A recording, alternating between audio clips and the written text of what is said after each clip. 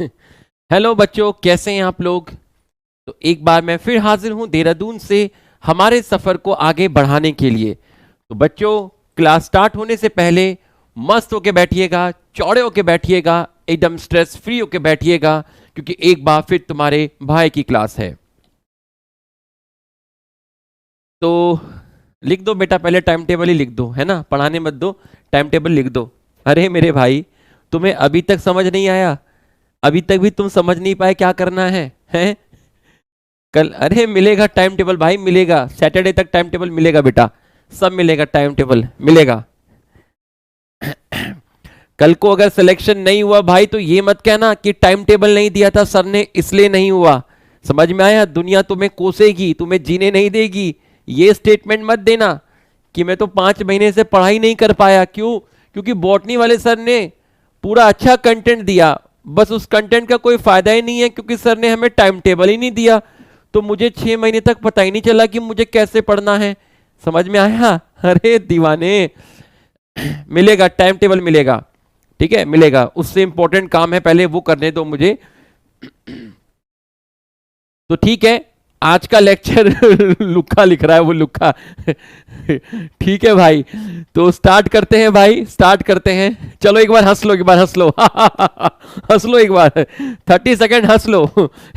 हंस लो, ये स्ट्रेस बाहर निकालो, ये जो स्ट्रेस है इसको बाहर निकालो, एक बार हंस लो। हंस लो, चलो। एक बार सारे लोग हंसिए, इस स्ट्रेस को बाहर निकालिए, हंसिए। आप बॉटनी की क्लास में हैं, हंसिए एक बार हंसिए। छोटी सी जिंदगी है, दोबारा नहीं मिलेगी, खुश रहिए, हंसिए एक बार सभी लोग।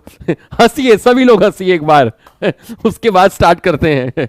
चलिए बेटा, सब खुशी से बैठिए क्लास में, एकदम अच्छे से बैठिए, बिल्कुल। चलिए भाई, हंसते हुए अब आप अपने लैपटॉप और अपने मोबाइल के सामने बैठे हैं, मैं भी हंस ही रहा हूं। तो अब अच्छे से लेक्चर को स्टार्ट करते हैं। तो हम जो कल पढ़ रहे थे वो हम पढ़ रहे थे डिकम्पोजिशन, यहीं से मैं आपको आगे बढ़ाऊंगा। ठीक है, आ जाइए, चलिए सारे लोग आ जाइए। प्लांट और एनिमल था, जब ये डेड हो गया तो आपका dead plant and dead animal था, जिसको आप डेट्राइटस बोले। इन डेट्राइटस पर माइक्रो ऑर्गेनिज्म भी एक्ट कर सकते हैं, इन डेट्राइटस पर डेट्रीवोरस भी एक्ट कर सकते हैं। तो डेट्राइटस पर डेट्रीवोरस एक्ट किया, जिसको मैंने बोला अर्थवॉर्म। तो इनके ऊपर डेट्रीवोरस भी एक्ट कर सकते हैं और आपके डिकम्पोजर भी डायरेक्टली एक्ट कर सकते हैं। तो अर्थवॉर्म इसके ऊपर एक्ट किया, जिसने जो बड़े पीसेस थे उन बड़े पीसेस को, जो बड़ा फ्रेगमेंट था उसको छोटे फ्रेगमेंट में कन्वर्ट कर दिया। तो अब आपके पास छोटे छोटे फ्रेगमेंटेड हैं, आपके पास फ्रेगमेंटेड डेट्राइटस है, आपके पास फ्रेगमेंटेड आपका डेट्राइटस है, ठीक है, जिसके अंदर आपके सिंपल शुगर भी प्रेजेंट है, आपके इनऑर्गेनिक न्यूट्रिएंट भी इसके अंदर प्रेजेंट है। फिर क्या हुआ था, इसके अंदर कॉम्प्लेक्स ऑर्गेनिक मटेरियल भी है, cellulose, hemicellulose, tannin, lignin, nitrogenous compound, protein और शुगर।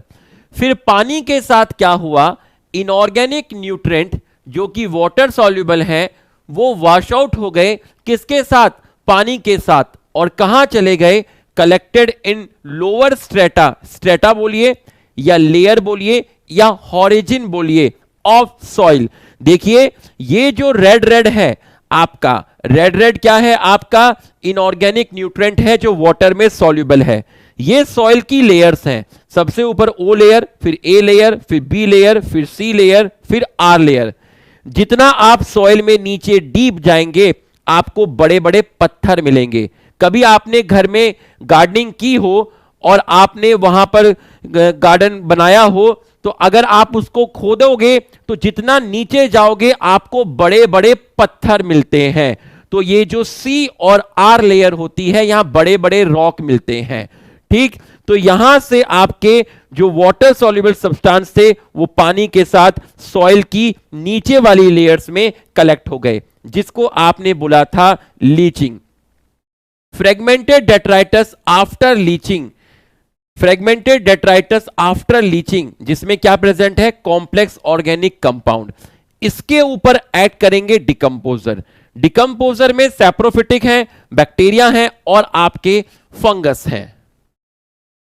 उसके बाद जो फ्रेगमेंटेड डेट्राइटस था, जो आपका कॉम्प्लेक्स ऑर्गेनिक कंपाउंड था, इसके ऊपर डिकम्पोजर ऐड करेंगे, इसका ब्रेकडाउन करेंगे, जिसको आप कैटाबॉलिज्म बोलते हो।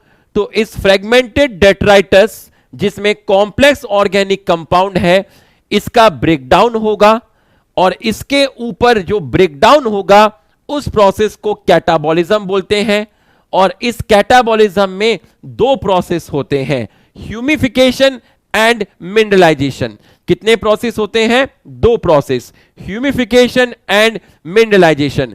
तो यहां से मैं आपको एक्सप्लेन करने वाला हूं। तो मैं यहां से इसको गायब कर देता हूं, ये हमने यहां से गायब कर दिया, ठीक। और यहां से मैं आपको एक्सप्लेन करने वाला हूं। तो ये हम यहां से आपका एक्सप्लेन करेंगे। देखिए अब तो आपके पास ये प्रेजेंट है फ्रेगमेंटेड डेट्राइटस जिसमें है कॉम्प्लेक्स ऑर्गेनिक कंपाउंड, ठीक। अब इस पे कौन सा प्रोसेस होगा? इस पे आपका एक प्रोसेस होगा जिस प्रोसेस को आप बोलेंगे कैटाबॉलिज्म। क्या बोलेंगे? कैटाबॉलिज्म। तो यहां पर आपका एक प्रोसेस होगा जिसको आप बोलेंगे कैटाबॉलिज्म। कैटाबॉलिज्म का मतलब क्या है? कैटाबॉलिज्म का मतलब है breakdown of complex organic compound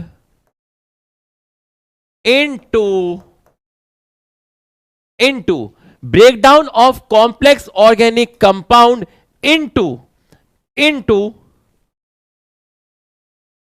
simple inorganic compound, simple inorganic compound।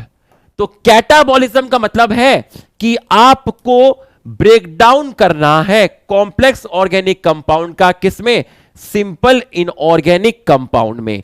तो सबसे पहले क्या होगा इसके ऊपर, और ये काम कौन करेगा?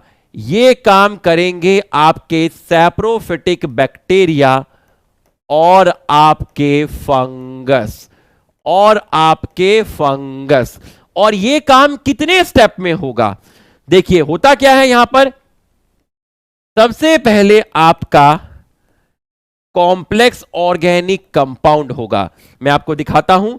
सबसे पहले आपका कॉम्प्लेक्स ऑर्गेनिक कंपाउंड है, ये जो मैंने बनाया है ये है कॉम्प्लेक्स ऑर्गेनिक कंपाउंड, ठीक। यहां पर लिख दीजिए complex organic compound, COC, complex organic compound. तुम पूरा फुल फॉर्म लिख लेना, नहीं तो रात में ये GOC बन जाएगा।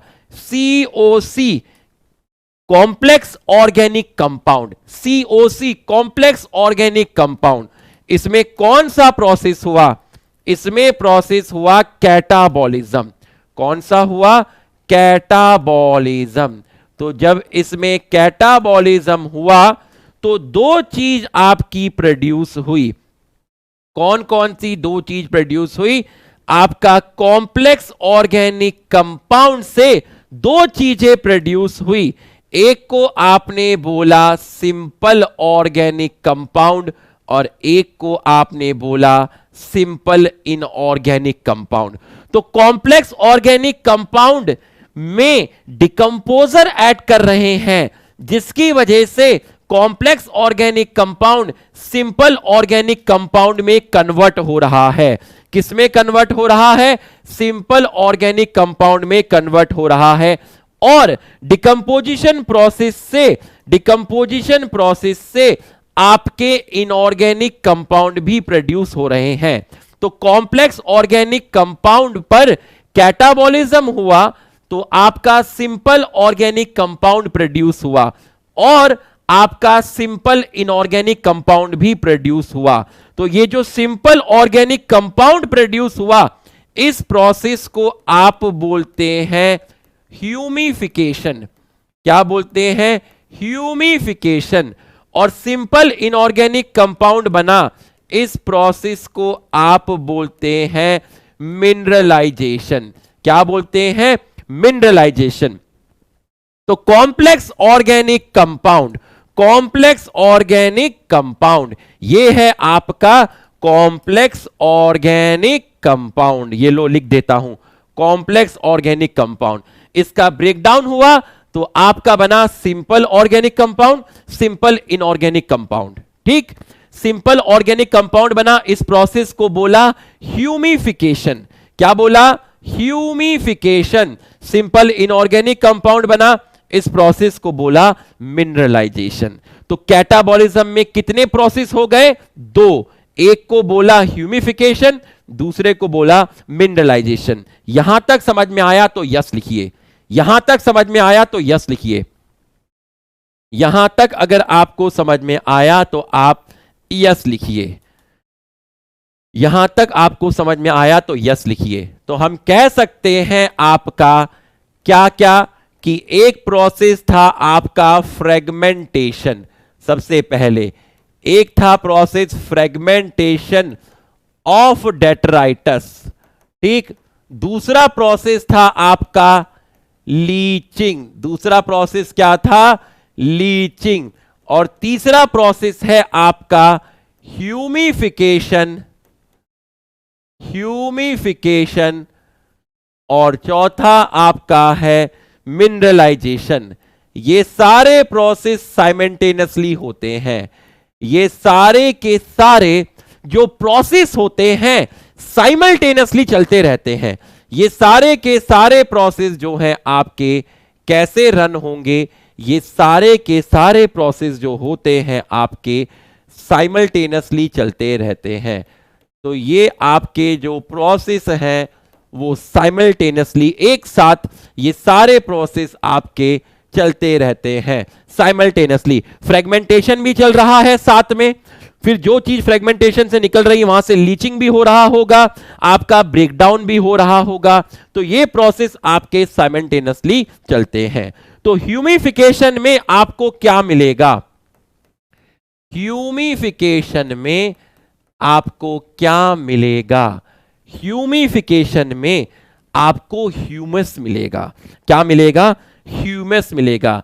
तो ह्यूमिफिकेशन के अंदर आपको सिंपल ऑर्गेनिक कंपाउंड मिलेगा, जिसको आप बोल रहे हैं ह्यूमस। क्या बोल रहे हैं? ह्यूमस। तो ह्यूमस जो है आपका कैसा है? डार्क कलर का है। ठीक है, डार्क कलर है, आपका एमोर्फस है। डार्क कलर है, एमोर्फस है और रिजर्वायर है, स्टोर्ड हाउस है किसका? न्यूट्रेंट का। रिजर्वायर है किसका? न्यूट्रेंट का। और आपका स्लाइटली एसिडिक है। कैसा है आपका? स्लाइटली एसिडिक है। तो ये जो मिट्टी आपको मिली है जिसको मैं ह्यूमस बोल रहा हूं, ये जो मिट्टी है, ये ह्यूमस जो होता है ये रेजिस्टेंट होता है। किसके लिए रेजिस्टेंट है? Humus resistance to other microbial infection. क्योंकि यहां पर जो डिकम्पोजिशन रेट है बहुत स्लो है। ह्यूमस का जो डिकम्पोजिशन है बहुत स्लो होता है। ह्यूमस का डिकम्पोजिशन बहुत ही स्लो होता है, इसलिए मैं कह सकता हूं कि ह्यूमस रेजिस्टेंट है माइक्रोबियल इन्फेक्शन के लिए, क्योंकि यहां पर आपका जो डिकम्पोजिशन है वो बहुत ही स्लो रेट पर होता है। डिकम्पोजिशन जो है आपका वो आपका स्लो रेट पर होता है। तो सॉइल के अंदर जो ह्यूमस मिलता है वो न्यूट्रिएंट का सोर्स है, वो स्लाइटली एसिडिक है और उसके अंदर डिकम्पोजिशन चलता रहता है बट बहुत ही स्लो रेट में होता है। इसलिए ये अदर माइक्रोब्स के लिए रेजिस्टेंट है, स्लाइटली एसिडिक है और कोलाइडल है। कोलाइडल का मतलब क्या हुआ? कोलाइडल का क्या मतलब हुआ? ह्यूमस आपका कोलाइडल है। कोलाइडल का मतलब क्या हुआ? ह्यूमस आपका कोलाइडल है। क्या मतलब हुआ कोलाइडल का? ह्यूमस आपका कोलाइडल है। अगर मैं कहता हूं कि कोई चीज कोलाइडल है तो कोलाइडल का मतलब क्या होता है? कोलाइडल का मतलब क्या होता है? कोलाइडल का क्या मतलब हुआ? कोलाइडल कोलाइडल का क्या मतलब होगा? कोलाइडल का मतलब क्या होता है? Big particle. ठीक है, और क्या लिख रहे हैं? Particle, soluble, big fragments, not visible.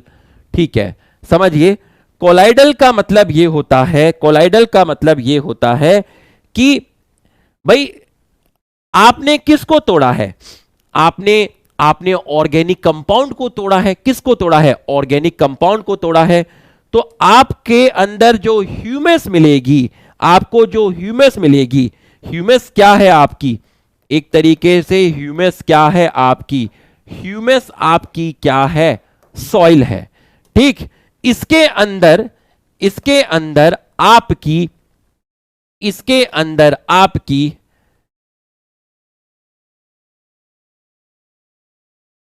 इसके अंदर अगर मैं आपसे बोलूं, इसके अंदर आपकी चार्ज बाइंडिंग साइट होती है। मतलब यहां पर आपके इस सॉइल में आपकी कैटायन बाइंडिंग साइट है। कौन सी साइट है आपकी? कैटायन बाइंडिंग साइट है। तो अगर आपकी कहीं पर मान लीजिए ह्यूमस है, ये आपकी ह्यूमस है और यहां पर कैटायन बाइंडिंग साइट है, यहां पर कैटायन बाइंडिंग साइट है, तो आपके यहां पर कैटायन आकर बाइंड कर जाएंगे। कहां पर? सॉइल में कैटायन बाइंड कर जाएंगे। ठीक, तो जिसकी वजह से ये सॉइल किसको होल्ड करके रखी है? कैटायन को होल्ड करके रखी है।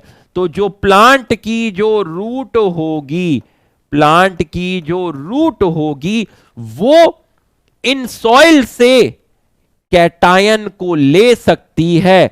बदले में इनकी तरफ क्या ट्रांसफर करेगी? बदले में रूट सॉइल को कोई एनायन दे सकती है। बदले में इनसे क्या ले सकती है? बदले में इनसे कैटायन ले सकती है। इसको बोलते हैं कैटायन एनायन एक्सचेंज। इसको बोलते हैं कैटायन एनायन एक्सचेंज। तो मैंने एक एग्जांपल से आपको बताया कि ह्यूमस में, ह्यूमस वाली जो सॉइल है, मान लीजिए उसमें कैटायन बाइंडिंग साइट है। तो यहां पर आपके जो मिनरल्स हैं, जो कैटायंस हैं, उसको सॉइल ने होल्ड कर लिया। और अगर प्लांट की रूट को कोई कैटायन लेना है तो प्लांट की रूट यहां से कोई एनायन रिलीज कर सकती है और वहां से कैटायन आ जाएगा। इसको बोलते हैं कैटायन एनायन एक्सचेंज। ये इसलिए हो रहा है क्योंकि सॉइल का कोलाइडल नेचर है।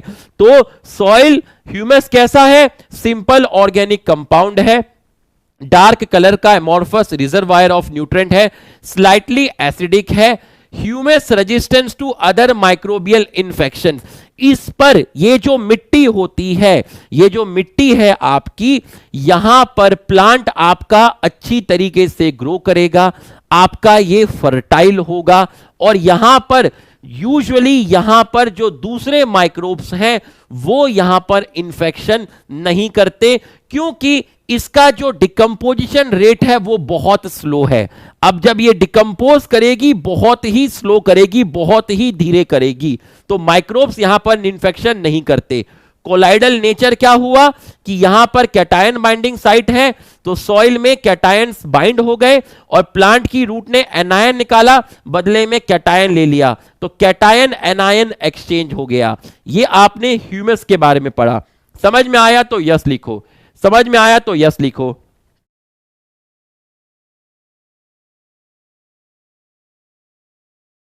Amorphous crystalline, amorphous, amorphous form से रिलेटेड बोला है, इसकी फॉर्म से रिलेटेड बोला है। तो ये आपने ह्यूमस के बारे में देखा, ह्यूमिफिकेशन। तो यहां दो प्रोसेस होंगे, ह्यूमस भी प्रोड्यूस होगी और मिनरल भी प्रोड्यूस होंगे। ह्यूमस प्रोड्यूस होगा ह्यूमिफिकेशन, मिनरल प्रोड्यूस होगा तो आप बोलेंगे मिनरलाइजेशन। तो ये प्रोसेस आपने यहां पर देख लिया। लिख लो, इसको फटाफट लिख लो। जल्दी से इसको लिख लो।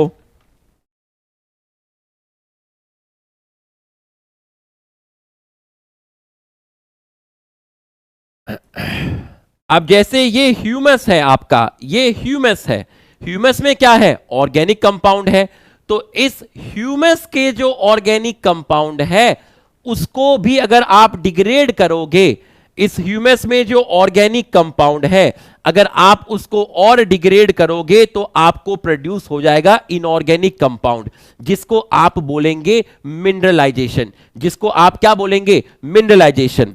तो अगर वो ऑर्गेनिक फॉर्म में है तो आप उसको ह्यूमस बोल रहे हैं, उस ऑर्गेनिक को आपने डिग्रेड किया, इनऑर्गेनिक कंपाउंड में चेंज किया तो आप उसको मिनरलाइजेशन बोल रहे हैं। तो जो ओवरऑल प्रोसेस होता है वो कैसा होता है, हम उसको ऐसे लिखते हैं, कॉम्प्लेक्स ऑर्गेनिक कंपाउंड किसमें चेंज हुआ, सबसे सिंपल ऑर्गेनिक कंपाउंड में चेंज हुआ, सिंपल ऑर्गेनिक कंपाउंड में चेंज हुआ। और सिंपल ऑर्गेनिक कंपाउंड किस में चेंज होंगे, वो आपके चेंज होंगे सिंपल इनऑर्गेनिक कंपाउंड के अंदर। तो आपके पास जो चीज है उससे आपको ऑर्गेनिक कंपाउंड भी मिलेंगे, आपको इनऑर्गेनिक कंपाउंड भी मिलेंगे। तो जो ह्यूमस है वो ऑर्गेनिक कंपाउंड है। अगर आप ऑर्गेनिक कंपाउंड को इनऑर्गेनिक कंपाउंड में चेंज करेंगे तो वो आपका होगा मिनरलाइजेशन। तो वहां पर ह्यूमस भी रहेगा और कुछ सिंपल ऑर्गेनिक कंपाउंड चेंज हो जाएंगे किसमें, इनऑर्गेनिक कंपाउंड में। इसको आप बोलेंगे मिनरलाइजेशन। यहां तक अगर समझ में आया तो यस लिखिए। ये होता है sequence, complex organic compound, simple organic compound, simple inorganic compound. यहां तक समझ में आया तो यस लिखिए। तो ये आपने डिकम्पोजिशन पढ़ा बेटा, ये आपने क्या पढ़ा, डिकम्पोजिशन पढ़ा।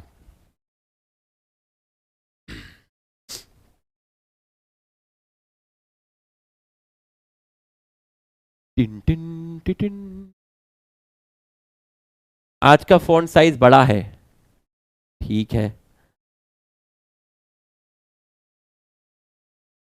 तो ये आपको समझ में आ गया, ये आपको समझ में आ गया। तो हुआ क्या, कॉम्प्लेक्स ऑर्गेनिक कंपाउंड है, उस पे दो प्रोसेस होंगे, ह्यूमिफिकेशन और मिनरलाइजेशन। तो जो इसको बोलते हैं कैटाबॉलिज्म, क्योंकि ब्रेकडाउन होगा। तो जब complex organic compound simple organic compound में कन्वर्ट होगा तो इसको ह्यूमिफिकेशन बोलेंगे। अगर सिंपल ऑर्गेनिक कंपाउंड का कुछ फ्रैक्शन आगे किसमें कन्वर्ट हो सकता है, सिंपल इनऑर्गेनिक कंपाउंड में भी कन्वर्ट हो सकता है, इसको बोलेंगे मिनरलाइजेशन। इसका मतलब कॉम्प्लेक्स ऑर्गेनिक कंपाउंड से सिंपल ऑर्गेनिक कंपाउंड भी प्रोड्यूस होंगे और सिंपल इनऑर्गेनिक कंपाउंड भी प्रोड्यूस होंगे। सिंपल ऑर्गेनिक कंपाउंड का कुछ पोर्शन किसमें कन्वर्ट हो गया, सिंपल इनऑर्गेनिक कंपाउंड में हुआ, तो उस प्रोसेस को मिनरलाइजेशन बोला। सिंपल ऑर्गेनिक कंपाउंड तक आपने ह्यूमिफिकेशन बोला, दोनों प्रोसेस को मिलाकर आपने क्या बोला, कैटाबॉलिज्म बोला। तो ये सारे के सारे प्रोसेस जो होते हैं आपके साइमल्टेनियसली चलते रहते हैं। अब फैक्टर अफेक्टिंग, अगर मैं आपसे बात करूं फैक्टर अफेक्टिंग डिकम्पोजिशन, तो नेक्स्ट आपका जाएगा factor affecting decomposition, factor affecting decomposition. तो इसको लिख लीजिए, फैक्टर अफेक्टिंग डिकम्पोजिशन। तो सबसे पहला है आपका chemical composition, chemical composition of detritus, chemical composition of detritus. तो पहला जो आपका जाएगा वो जाएगा केमिकल कॉम्पोजिशन ऑफ डेट्राइटस। तो बच्चों अगर आपका डेट्राइटस का कॉम्पोजिशन, अगर आपका डेट्राइटस का कॉम्पोजिशन, अगर आपका डेट्राइटस का कॉम्पोजिशन क्या है, अगर आपका डेट्राइटस का कॉम्पोजिशन, अगर मैं आपको बोलता हूं कॉम्पोजिशन, अगर आपका डेट्राइटस का कॉम्पोजिशन क्या है, अगर डेट्राइटस का कॉम्पोजिशन आपका मान लीजिए आपका रेजिन है, आपका टैनिन है, या मैं आपको कहूं आपका सेलुलोज है, आपका लिग्निन है, तो आपका जो डिकम्पोजिशन होगा, आपका जो डिकम्पोजिशन होगा वो आपका स्लो डिकम्पोजिशन होगा। कैसा होगा? स्लो डिकम्पोजिशन होगा।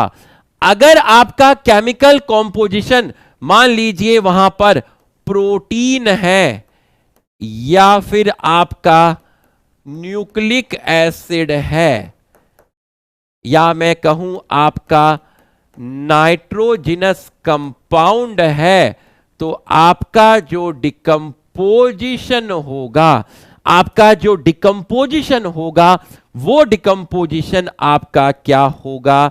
आपका डिकम्पोजिशन जो होगा वो आपका फास्ट होगा। तो यहां पर डिकम्पोजिशन फास्ट है, यहां पर डिकम्पोजिशन आपका स्लो है। तो ये हो गया आपका केमिकल कॉम्पोजिशन, ये हो गया आपका केमिकल कॉम्पोजिशन ऑफ डेट्राइटस, पहला फैक्टर।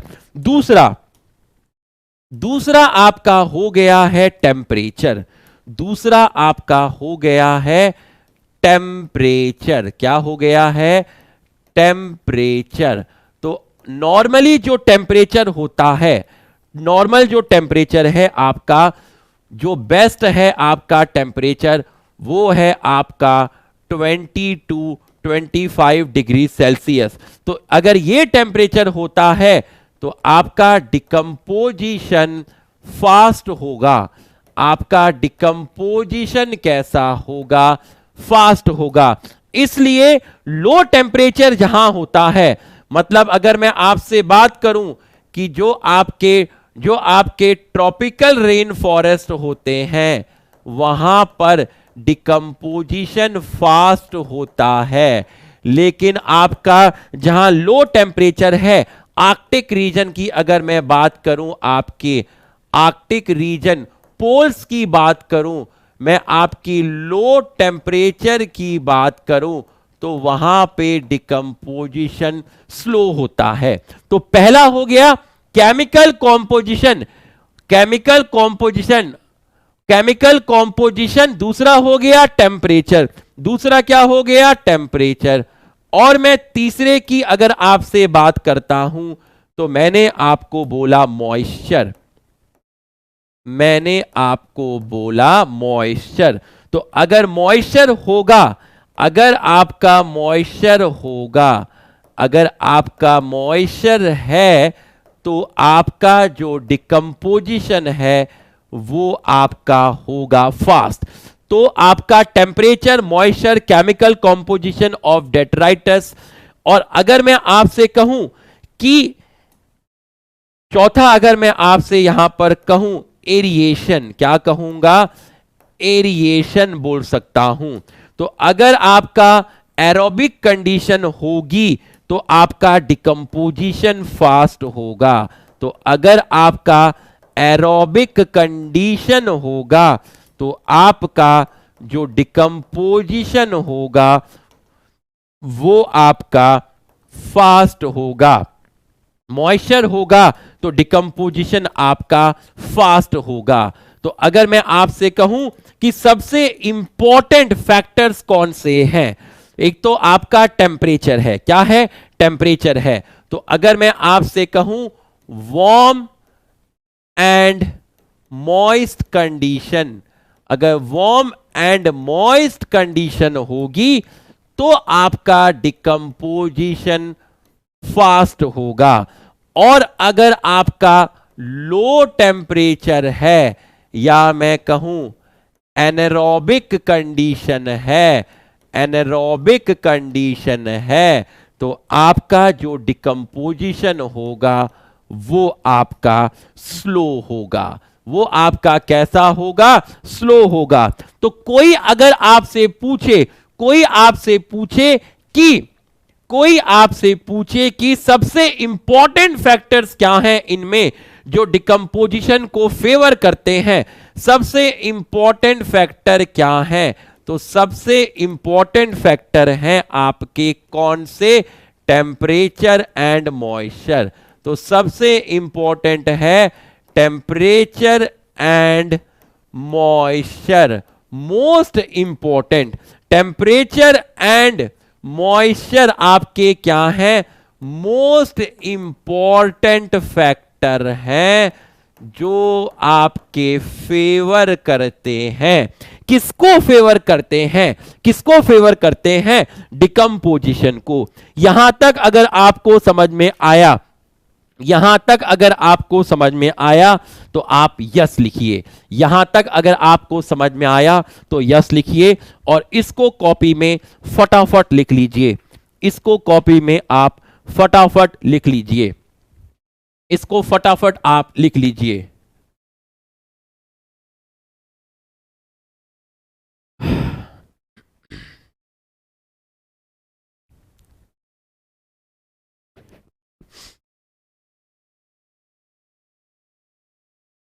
लिख लीजिए फटाफट।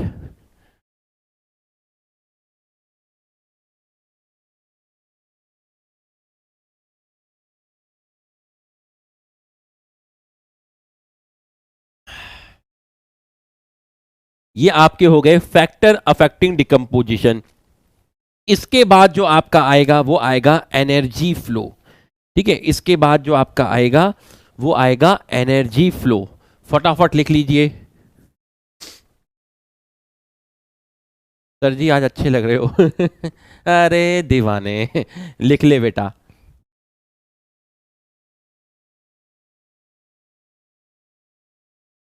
होगा 11th रिवीजन होगा भाई, 11th रिवीजन होगा, 11th रिवीजन होगा। आज ही मेरे पास प्लानर भी आया 11th रिवीजन का।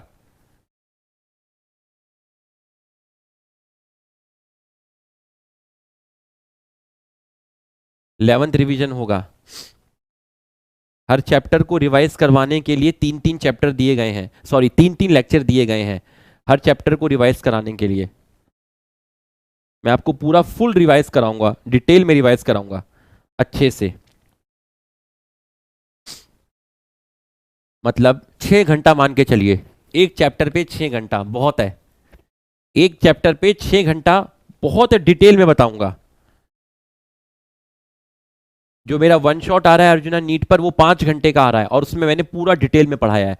तो 6 घंटे मिलेंगे, तो 6 घंटे में तो पूरा डिटेल में होगा।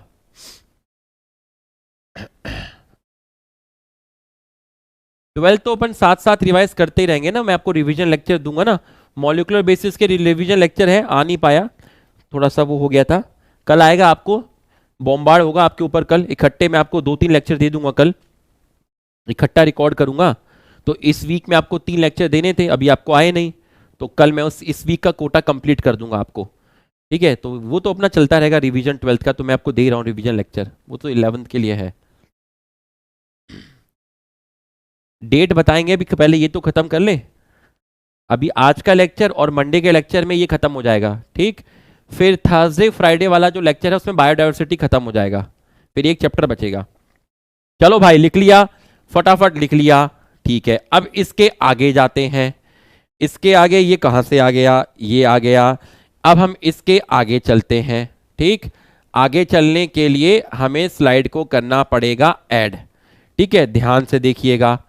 तो अब आप हेडिंग डाल दीजिए अपनी एनर्जी फ्लो। अपनी हेडिंग डाल दीजिए आप एनर्जी फ्लो। ये आपने यहां पर एनर्जी फ्लो, ठीक है। पूरा ध्यान से समझना, पूरा फील कराऊंगा, अंदर तक फील कराऊंगा। आ जाओ बच्चों, आपके पास टोटल सनलाइट जो है, मान लीजिए आपके पास टोटल सनलाइट है, टोटल सनलाइट है आपके पास, ठीक, जिसको मैं बोल रहा हूं 100%। क्या बोल रहा हूं? 100%। तो अब मैं इस सनलाइट को 2 पार्ट में डिवाइड कर देता हूं, ठीक है। तो हमारे पास जितनी भी सनलाइट है, जितनी भी सनलाइट है उसका करीब लेस देन 50%, टोटल लाइट का less than 50% available to plant, और उस लाइट को मैं बोल रहा हूं PAR, मतलब photo synthetic active radiation, photosynthetic active radiation. और बाकी जो लाइट है वो लाइट, बाकी लाइट जो है वो रिफ्लेक्ट कर दी गई, या तो वो रिफ्लेक्टेड बाय क्लाउड, या फिर उसको एब्जॉर्ब कर लिया गया गैसेस के द्वारा। किसके द्वारा? गैसेस के द्वारा। तो जो काम की लाइट पहुंची फोटोसिंथेसिस करवाने के लिए, प्लांट पूरी लाइट का 50% से भी कम, प्लांट पूरी लाइट का 50% से भी कम लेता है। किसके लिए? फोटोसिंथेसिस के लिए। और ये जो लाइट पहुंची है फोटोसिंथेसिस के लिए, इसमें भी प्लांट जो होगा वो कितनी यूटिलाइज करेगा? 2 to 10% लाइट को यूटिलाइज करेगा फॉर सिंथेसिस ऑफ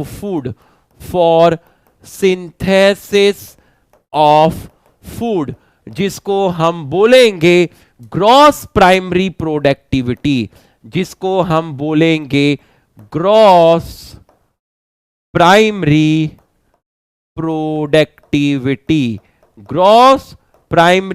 प्रोडक्टिविटी। तो बच्चों उसमें भी कितना यूज करेगा? उसमें भी आपका 2 से 10% ही आपका यूज करेगा। नई फैमिलीज जो है वो पढ़ाई जाएंगी। अब जरा यहां पर देखिएगा, आप इसी चीज को एक बार यहां पर देखिएगा, ठीक है। Accept for the deep sea hydrothermal ecosystem, deep sea, आपका जो डीप सी है वहां पर आपकी लाइट नहीं जाएगी, वहां पर आपकी क्या नहीं जाएगी? लाइट नहीं जाएगी। तो यहां आपके ज्यादातर क्या मिलेंगे? हेटेरोट्रॉप्स मिलेंगे। और यहां जो फोटोसिंथेसिस करेगा वो कौन करेगा? वो करेगा कीमो ऑटोट्रॉप्स। तो कीमो ऑटोट्रॉप्स को फोटोसिंथेसिस करने के लिए लाइट नहीं चाहिए। ये लोग कौन सी एनर्जी यूटिलाइज करते हैं? ये लोग केमिकल एनर्जी यूटिलाइज करते हैं। तो डीप सी हाइड्रोथर्मल इकोसिस्टम, यहां पर आपका टेम्परेचर भी ज्यादा मिलता है, और यहां जो बैक्टीरिया मिलते हैं वो आपके मिलते हैं कीमो ऑटोट्रॉप, क्योंकि इनको लाइट एनर्जी नहीं चाहिए, इनको केमिकल एनर्जी चाहिए। तो अगर मैं इनको छोड़ दूं, except for the deep sea hydrothermal ecosystem छोड़ दूं, except sun is the only source of energy for all ecosystem on earth. Of the incident solar radiation, less than 50% of its photosynthetic active radiation. We know that plant and photosynthetic bacteria autotrophs, देखिए अब कौन सा bacteria लिखा है? Photosynthetic bacteria. तो photosynthetic bacteria जो होते हैं आपके, फोटोसिंथेटिक बैक्टीरिया में आपका एग्जाम्पल जाता है पर्पल सल्फर बैक्टीरिया। कौन सा बैक्टीरिया? पर्पल सल्फर बैक्टीरिया और ग्रीन सल्फर बैक्टीरिया। ये कौन से बैक्टीरिया हैं? ये फोटोसिंथेटिक बैक्टीरिया हैं। कौन से बैक्टीरिया हैं? फोटोसिंथेटिक बैक्टीरिया हैं। तो we know that plants and photosynthetic bacteria fix sun radiant energy to make food from simple inorganic material. मतलब ये लोग क्या करेंगे? ये सन की जो लाइट एनर्जी है, उस लाइट एनर्जी को ये किस में कन्वर्ट करेंगे? केमिकल एनर्जी ऑफ फूड में कन्वर्ट करेंगे। केमिकल एनर्जी ऑफ फूड में कन्वर्ट करेंगे। आपने फोटोसिंथेसिस की इक्वेशन देखी है, CO2 प्लस वाटर और आपका बना ग्लूकोज। क्या बना? आपका ग्लूकोज। और यहां आपकी क्या है? लाइट एनर्जी है। आपकी लाइट एनर्जी है। यहां आपका क्लोरोफिल है और ये आपका क्या है? ये आपका इनऑर्गेनिक कंपाउंड है। ये आपका क्या है? इनऑर्गेनिक कंपाउंड है। ये आपका क्या है? इनऑर्गेनिक कंपाउंड है। तो ये आपको समझ में आ गया। तो अगर मैं वहीं पर जाऊं, आपको वापस नोट्स में लेके जाऊं, तो आप यहां पर क्या लिखेंगे? आप यहां पर लिखेंगे except deep sea hydro thermal ecosystem. इसको छोड़ के, क्योंकि यहां पर आपके कौन से बैक्टीरिया मिलेंगे? यहां आपके मिलेंगे कीमो ऑटोट्रॉप्स, क्योंकि यहां सनलाइट नहीं आएगी। ये कौन सी एनर्जी यूज करेंगे? केमिकल एनर्जी यूज करेंगे। इनको छोड़ के except deep sea hydrothermal ecosystem, sun is ultimate source of energy. तो सन क्या करेगा? सन क्या करेगा? आपके जो इनऑर्गेनिक कंपाउंड होते हैं, वो इनऑर्गेनिक कंपाउंड किस में कन्वर्ट होंगे? वो इनऑर्गेनिक कंपाउंड कन्वर्ट होंगे ग्लूकोज में। और ग्लूकोज कैसा है? आपका ऑर्गेनिक है। किस हेल्प से होंगे? Light energy. तो आपकी फोटोसिंथेसिस में क्या हो रही है? आपकी लाइट एनर्जी जो है वो कन्वर्ट हो रही है। किस में कन्वर्ट हो रही है? वो आपकी केमिकल एनर्जी ऑफ फूड में कन्वर्ट हो रही है। और फोटोसिंथेसिस करने के लिए आपके पास क्या है? आपके पास प्लांट्स हैं और आपके पास फोटोसिंथेटिक बैक्टीरिया हैं। फोटोसिंथेटिक बैक्टीरिया हैं आपके पास, जिसमें आपका एग्जाम्पल जाता है पर्पल सल्फर, या मैं कहूं ग्रीन सल्फर बैक्टीरिया। ये लो, लिख लो सारा का सारा। एनसीईआरटी में जाने की जरूरत नहीं है, सारा यहां पर लिख दिया। समझ में आया तो यस लिखिए, समझ में आया तो यस लिखिए। तो हमने पहला पैराग्राफ आपका पढ़ लिया है। अब यहां पर थर्मोडायनेमिक की बातें की गई हैं। अब जरा मैं थर्मोडायनेमिक की बात करूंगा। First law of thermodynamic, second law of thermodynamic की बात करूंगा। तो मैं बॉटनी वाला आदमी हूं, थर्मोडायनेमिक में मेरे को उलझाना मत। मैं उतनी बात करूंगा जितना बॉटनी पॉइंट ऑफ व्यू से समझाना है। अब तुम कहो हमें एंट्रोपी समझाओ, अरे दीवाने, अरे जूता ना मारो, थर्मोडायनेमिक मत फंसाना मेरे को। ठीक है, लिख लीजिए, फटाफट लिख लीजिए, लिख लीजिए।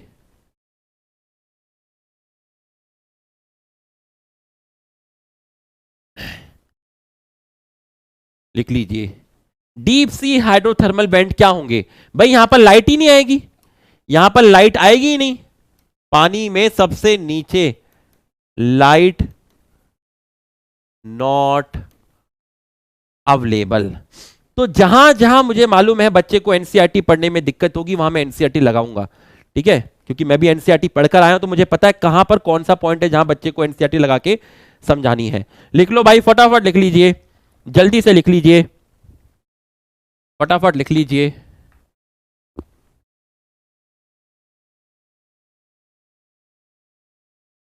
हाइड्रोथर्मल सबसे नीचे, डीप ओशियन जो है उसके लिए वर्ड यूज कर रहे हैं hydrothermal vents. Hydrothermal vents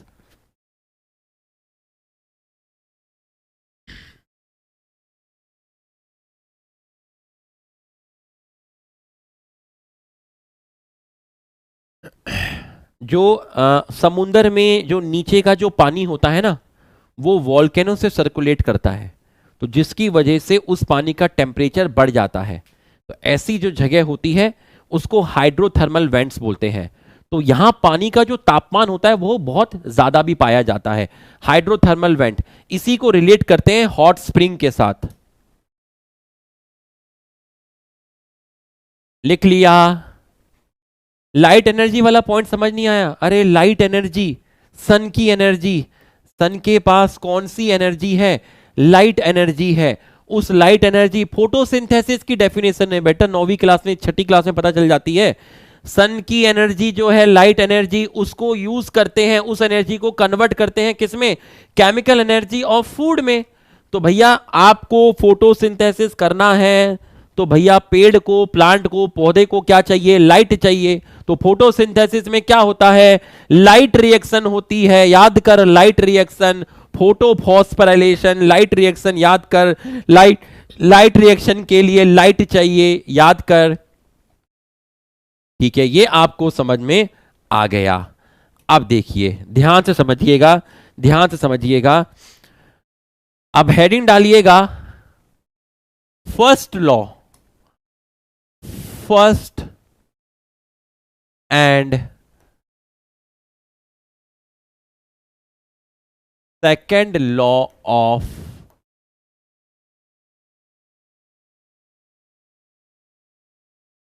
thermodynamics. First and second law of thermodynamics. ठीक है, first and second law of thermodynamics समझिएगा। इन्होंने कहा कि जो एनर्जी फ्लो है, ठीक है, इन्होंने कहा कि जो एनर्जी का फ्लो है, ठीक है, किसका फ्लो? एनर्जी का जो फ्लो है वो थर्मोडायनेमिक्स के लॉ फॉलो करता है। एनर्जी का जो फ्लो है, energy flow follows law of thermodynamic। हमने कहा कैसे करता है, तो आपको मैं एग्जांपल के तौर पे बताता हूं। मान लीजिए आपके पास है प्लांट, क्या है? प्लांट। ठीक, इस प्लांट को खाया ग्रास हूपर ने, खाया इसको, खाया फ्रॉग ने, खाया फ्रॉग को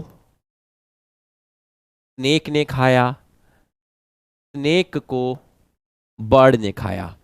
ठीक, इस प्लांट के पास एनर्जी आई कहां से? सन से आई। मान लीजिए सन के पास 10,000 किलो जूल एनर्जी है। तो सन से जो इसके पास एनर्जी आई वो आई 100 किलो जूल। ठीक, उसके बाद यहां पर गई 10 किलो जूल, यहां पर गई 1 किलो जूल, यहां गई 0.1 किलो जूल, और फिर यहां गई आपकी 0.01 किलो जूल। तो फर्स्ट लॉ क्या कहता है? फर्स्ट लॉ क्या कहता है? ये जो चीज हुआ इसको हम बोलते हैं 10% लॉ। इसको हमने बोला 10% लॉ। तो 10% लॉ क्या कहता है? 10% लॉ जो है वो लिंडमैन ने दिया था। किसने दिया था? लिंडमैन ने 10% लॉ आपका दिया था, जो ये कहता है कि only 10% of energy, only 10% of energy transfer from ये ट्रॉपिक लेवल T1, ये T2, ये T3, ये T4, ये T5, only 10% of energy transferred from one tropic level to another.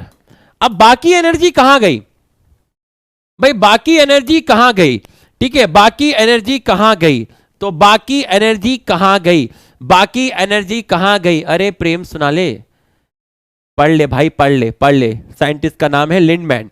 ठीक, तो अगर मैं आपको बोला कि बाकी एनर्जी कहां गई, प्लांट से यहां पर एनर्जी आई, बाकी एनर्जी आपकी कहां गई? बाकी एनर्जी अगर मैं आपसे बात करूं तो हीट की फॉर्म में लॉस हो रही है। हीट की फॉर्म में क्या हो रही है? लॉस हो रही है। तो बाकी एनर्जी जो है आपकी वो हीट की फॉर्म में लॉस हो रही है। हाँ, ये वही है जो तुम 10वीं क्लास में भी पढ़ते हो, आई थिंक 10वीं क्लास में भी पढ़ते हो। तो समझना जरा, थर्मोडायनेमिक का फर्स्ट लॉ क्या कहता है? थर्मोडायनेमिक का फर्स्ट लॉ क्या कहता है? फर्स्ट लॉ ये कहता है एनर्जी जो है वो आपकी ट्रांसफर हो रही है। एनर्जी कांट बी क्रिएटेड और डिस्ट्रॉय। एनर्जी को आप डिस्ट्रॉय नहीं कर सकते। तो जब एनर्जी को डिस्ट्रॉय नहीं कर सकते तो भाई फिर यहां जो एनर्जी थी, यहां उतनी एनर्जी क्यों नहीं है? भाई यहां भी सेम एनर्जी होनी चाहिए। भाई यहां इतनी एनर्जी इसलिए नहीं है क्योंकि कुछ एनर्जी हीट की फॉर्म में लॉस हो गई, तो कुछ एनर्जी इनके पास स्टोर रही, कुछ एनर्जी इनके पास स्टोर रही, कुछ एनर्जी इनके पास स्टोर रही, बाकी एनर्जी जो है हीट की फॉर्म में लॉस हो गई। तो एनर्जी जो है energy can't be created nor be destroy, but अब आप देखिए जरा, आपके पास कौन सी एनर्जी आई थी? आपके पास थी लाइट एनर्जी, ठीक है, बट ट्रांसफॉर्म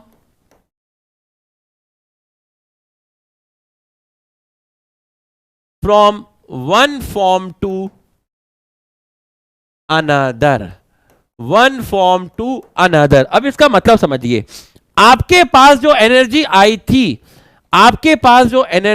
थी, जो प्लांट के पास, जो आपके पास कौन सी एनर्जी आई? प्लांट के पास आपकी एनर्जी आई लाइट एनर्जी। प्लांट ने इसको किस में कन्वर्ट किया? प्लांट ने इसको कन्वर्ट किया किस में? प्लांट ने इसको कन्वर्ट किया फूड की फॉर्म में, केमिकल एनर्जी ऑफ फूड में। तो ये कहता है कि अगर आप टोटल लाइट एनर्जी देखोगे और आपके पास जो एनर्जी अवेलेबल है एट ईच ऑर्गेनिज्म पर, और जो एनर्जी आपकी लॉस हुई इन फॉर्म ऑफ हीट। तो इन्होंने कहा कि सन के पास जितनी एनर्जी थी वो एनर्जी इक्विवेलेंट है इनके पास जो टोटल एनर्जी है वो, प्लस जो एनर्जी इन्होंने हीट की फॉर्म में लॉस की, जो एनर्जी इन्होंने हीट की फॉर्म में लॉस की, मतलब इनके पास जो एनर्जी है उस एनर्जी में आप वो एनर्जी ऐड कर दो जो एनर्जी हीट की फॉर्म में लॉस हुई, तो वो एनर्जी इक्विवेलेंट होगी टोटल एनर्जी के। तो एनर्जी कहीं नहीं जाती, एनर्जी एक फॉर्म से दूसरे फॉर्म में कन्वर्ट हो गई है। एनर्जी जो आपको कम दिख रही है क्योंकि हीट की फॉर्म में एनर्जी का लॉस हुआ, बट हर ऑर्गेनिज्म की टोटल एनर्जी और इन्होंने जो एनर्जी हीट की फॉर्म में लॉस की है वो सारी एनर्जी को अगर आप ऐड कर दोगे तो वो एनर्जी आपकी सन के पास जो एनर्जी है उसके बराबर आ जाएगी। ये आपका बोलता है फर्स्ट लॉ। तो ये आपका बोलता है फर्स्ट लॉ ये समझ में आया तो यस बोलिए, ये समझ में आया तो यस लिखिए, ये अगर आपको समझ में आया तो यस लिखिए। तो एनर्जी लाइट से केमिकल एनर्जी ऑफ फूड में कन्वर्ट हुई। भाई इसने भी कुछ ऑर्गेनिक मैटर रखा होगा, इसने भी कुछ ऑर्गेनिक मैटर रखा होगा, तो जो एनर्जी इनके पास है वो, और जो एनर्जी हीट की फॉर्म में लॉस हुई वो टोटल एनर्जी बराबर होती है सन एनर्जी के बराबर। तो एनर्जी डिस्ट्रॉय नहीं हुई, can't be created but transform from one form to another. तो अगर ये आपको समझ में आया तो यस लिखिए। अब आप मुझे बताओ एनर्जी का लॉस हुआ, एनर्जी का लॉस हुआ, energy loss in the form of heat, in the form of heat, जिसकी वजह से क्या क्रिएट होगा, जिसकी वजह से क्रिएट होगा डिस्टर्बनेस, जिसकी वजह से क्रिएट होगा आपका, जिसकी वजह से आपका क्या होगा, energy loss in the form of heat, energy loss in the form of heat create, या मैं कहूं आपको डिस्टर्ब द यूनिवर्स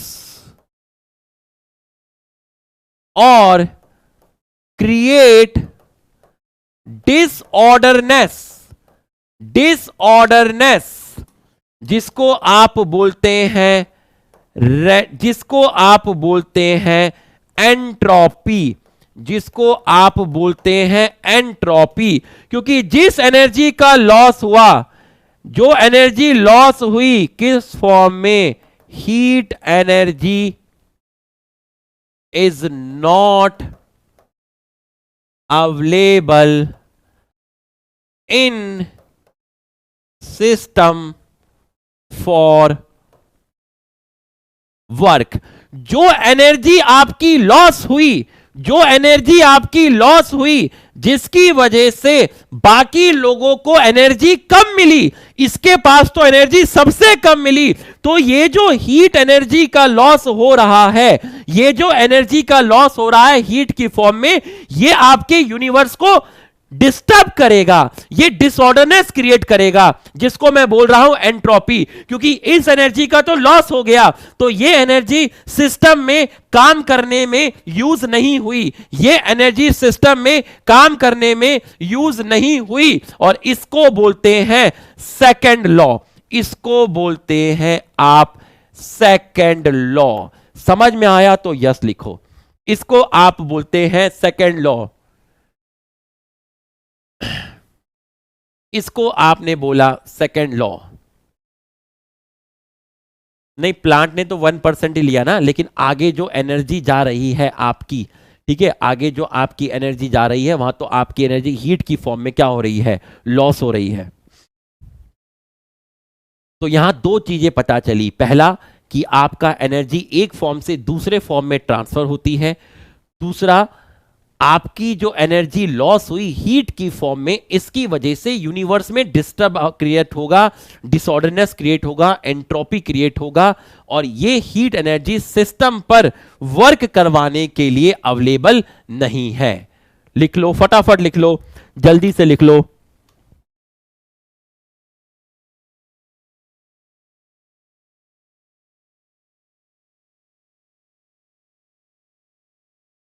जल्दी से लिख लीजिए,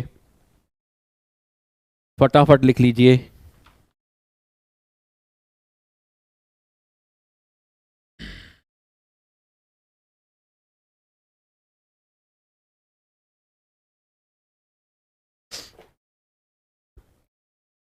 डन। अब जरा इसको देखिएगा, plant capture only 2 to 10% of the PAR and these small amount of energy sustain the entire living world. So it is very important to know how this solar energy captured by plant flow through different organism of ecosystem. All organisms are dependent for their food on producer either directly or indirectly. आप देख लीजिए, either directly और indirectly. भाई grass ऊपर जो है आपका वो किस पे डिपेंड है? प्लांट पे डिपेंड है। कैसे डिपेंड है? डायरेक्टली। लेकिन फ्रॉग ग्रास ऊपर पे डिपेंड है। ग्रास ऊपर में एनर्जी कहां से आई? प्लांट में आई। तो फिर ये लोग जो हैं आपके, ये प्लांट पर कैसे डिपेंड हैं? ये प्लांट पर इनडायरेक्टली डिपेंड है। और ये आपका प्लांट पर कैसे डिपेंड है? डायरेक्टली डिपेंड है।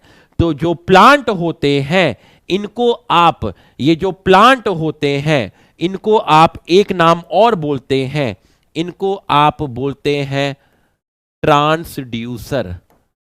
ट्रांसड्यूसर, या आप इनको बोलते हैं कन्वर्टर, क्योंकि ये लाइट एनर्जी को केमिकल एनर्जी में कन्वर्ट करते हैं। लाइट एनर्जी को केमिकल एनर्जी में कन्वर्ट करते हैं। इसने सीधा प्लांट को खाया, ये डायरेक्टली डिपेंड है। ये लोग, ये इसको खाएगा, ये इसको खाएगा, तो ये लोग आपके जो हैं इनडायरेक्टली क्या हैं? आपके ये लोग जो हैं इनडायरेक्टली डिपेंड हैं। So you find unidirectional flow of energy from sun to producer and then to consumer. Is this in keeping with the first law of thermodynamic? Yes. Further, ecosystem are not exempt from the second law of thermodynamic. They need a constant supply of energy to synthesize the molecule they require. तो constant हमें supply चाहिए किसकी? Sunlight की। To counteract the universal tendency towards increasing disorderness. तो जब आपका heat का loss होगा, आपका एनर्जी का लॉस होगा, तो भाई अगर कॉन्टिन्यूसली ऐसे एनर्जी लॉस होगी तो आपका डिसऑर्डरनेस क्या होगा? क्रिएट होगा। The green plant in the ecosystem are called producer. In a terrestrial ecosystem the major producer are herbaceous and woody plant. Likewise, producer in an aquatic ecosystem कल बताया था phytoplanktons, algae and higher plant.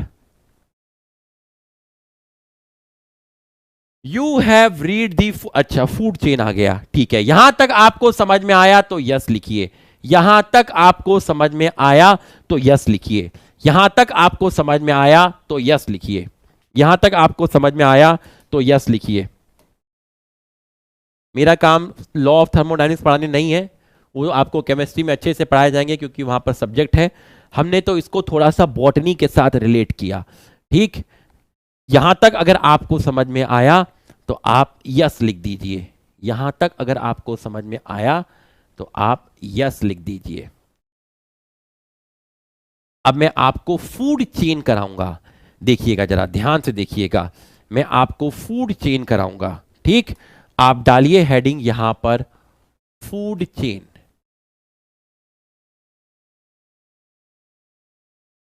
ये food chain डालिए, ठीक।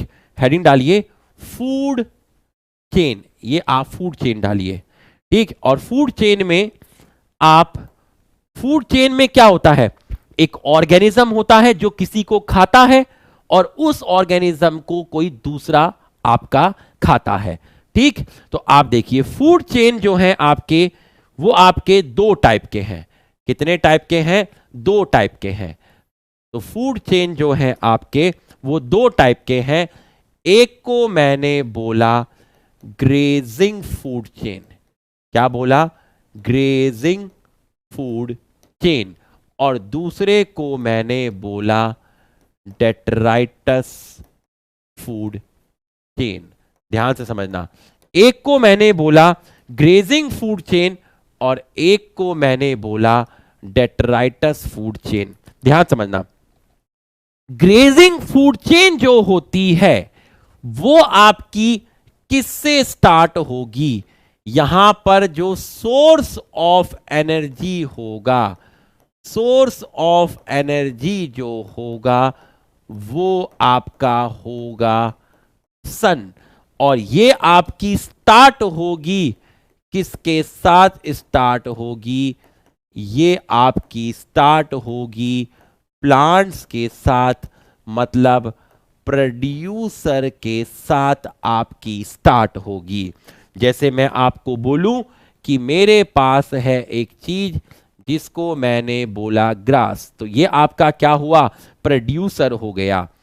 इसको खाया किसने, इसको खाया आपका किसने खाया, ग्रास हूपर ने खाया। ठीक, इसको आपका किसने खाया, ग्रास हूपर ने खाया। और ग्रास हूपर को आपका खाया किसने, फ्रॉग ने खाया। और फ्रॉग को खाया स्नेक ने। और स्नेक को आपका खाया किसने, बर्ड ने खाया।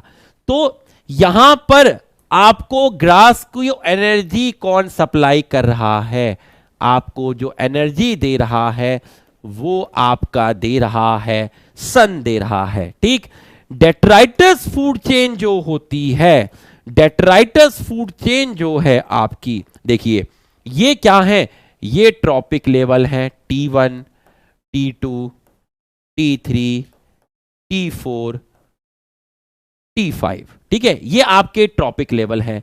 तो ट्रॉपिक लेवल जो नॉर्मली होने चाहिए, नॉर्मली आपके जो ट्रॉपिक लेवल होने चाहिए उनका नंबर 3 से 4 होगा तो स्टेबिलिटी ज्यादा होगी।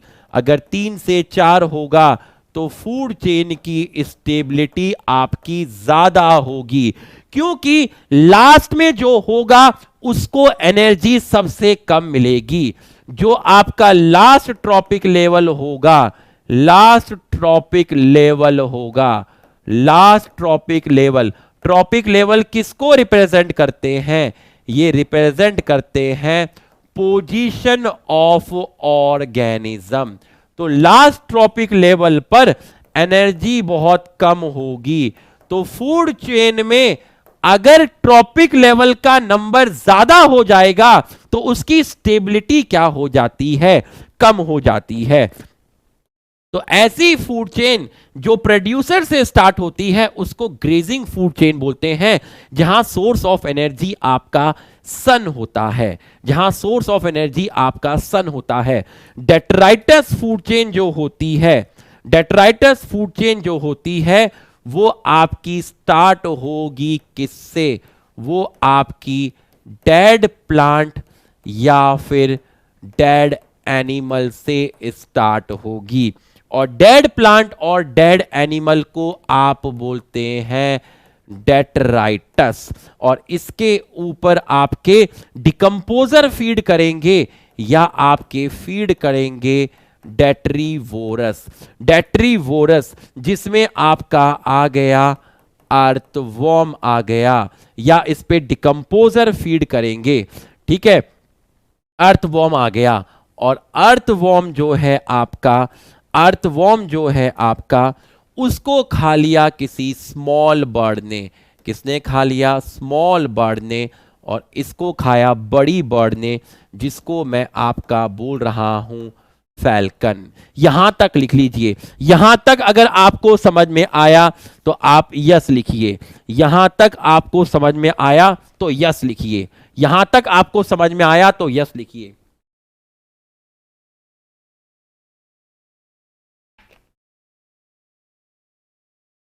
यहां तक अगर आपको समझ में आ गया तो आप यस लिखिए। तो डेट्राइटस फूड चेन में सन नहीं होता, यहां सोर्स ऑफ एनर्जी जो होता है, ये कहां से स्टार्ट हुआ, ये आपका स्टार्ट हुआ कहां से, ये आपका डेट्राइटस से स्टार्ट हुआ। यहां जो सोर्स ऑफ एनर्जी है वो आपके ऑर्गेनिक कंपाउंड हैं, आपके ऑर्गेनिक कंपाउंड हैं किसके अंदर, डेट्राइटस के अंदर। यहां तक अगर आपको समझ में आया तो यस लिखिए। यहां तक आपको समझ में आया तो आप यस लिखिए। ठीक, दूसरी चीज को समझिएगा। आपका जो टेरिस्ट्रियल इकोसिस्टम है, टेरिस्ट्रियल इकोसिस्टम, अब आप मुझे बताना, सोच के बताना, ठीक है, सोच के बताना। आपका जो टेरिस्ट्रियल इकोसिस्टम है, आपका जो टेरिस्ट्रियल इकोसिस्टम है इतने सारे आपको आसपास प्लांट दिख रहे हैं, एनिमल दिख रहे हैं, इतने सारे पेड़ आपको दिख रहे हैं, इन पेड़ की ब्रांचेस नीचे गिर रही हैं, इन पेड़ की पत्तियां नीचे गिर रही हैं, उनको मैं क्या बोल रहा हूं? उनको मैं डेट्राइटस बोल रहा हूं। कहीं कोई जानवर मर रहा है या कोई भी मर रहा है, कोई एनिमल मर रहा है, उसको मैं क्या बोल रहा हूं? डेट्राइटस बोल रहा हूं। मेरे पास इतना बड़ा टेरेस्ट्रियल इकोसिस्टम है, इतने सारे प्लांट हैं, इतने सारे एनिमल हैं, तो आप मुझे बताइए, सोच के बताइए, टेरेस्ट्रियल इकोसिस्टम में जो मेजर कंट्रीब्यूट करेगा फॉर एनर्जी, वो आपकी इन दोनों में कौन सी चेन होगी? मेजर एनर्जी का जो कंट्रीब्यूट करेगा वो कौन करेगा टेरेस्ट्रियल इकोसिस्टम में? ग्रेजिंग या डेट्राइटस? सोच के बताइए, मेरे सवाल को समझिए, मैं क्या पूछना चाह रहा हूं। इतने सारा, तो अगर मैं कहता हूं टेरेस्ट्रियल इकोसिस्टम में आपका मैक्सिमम अमाउंट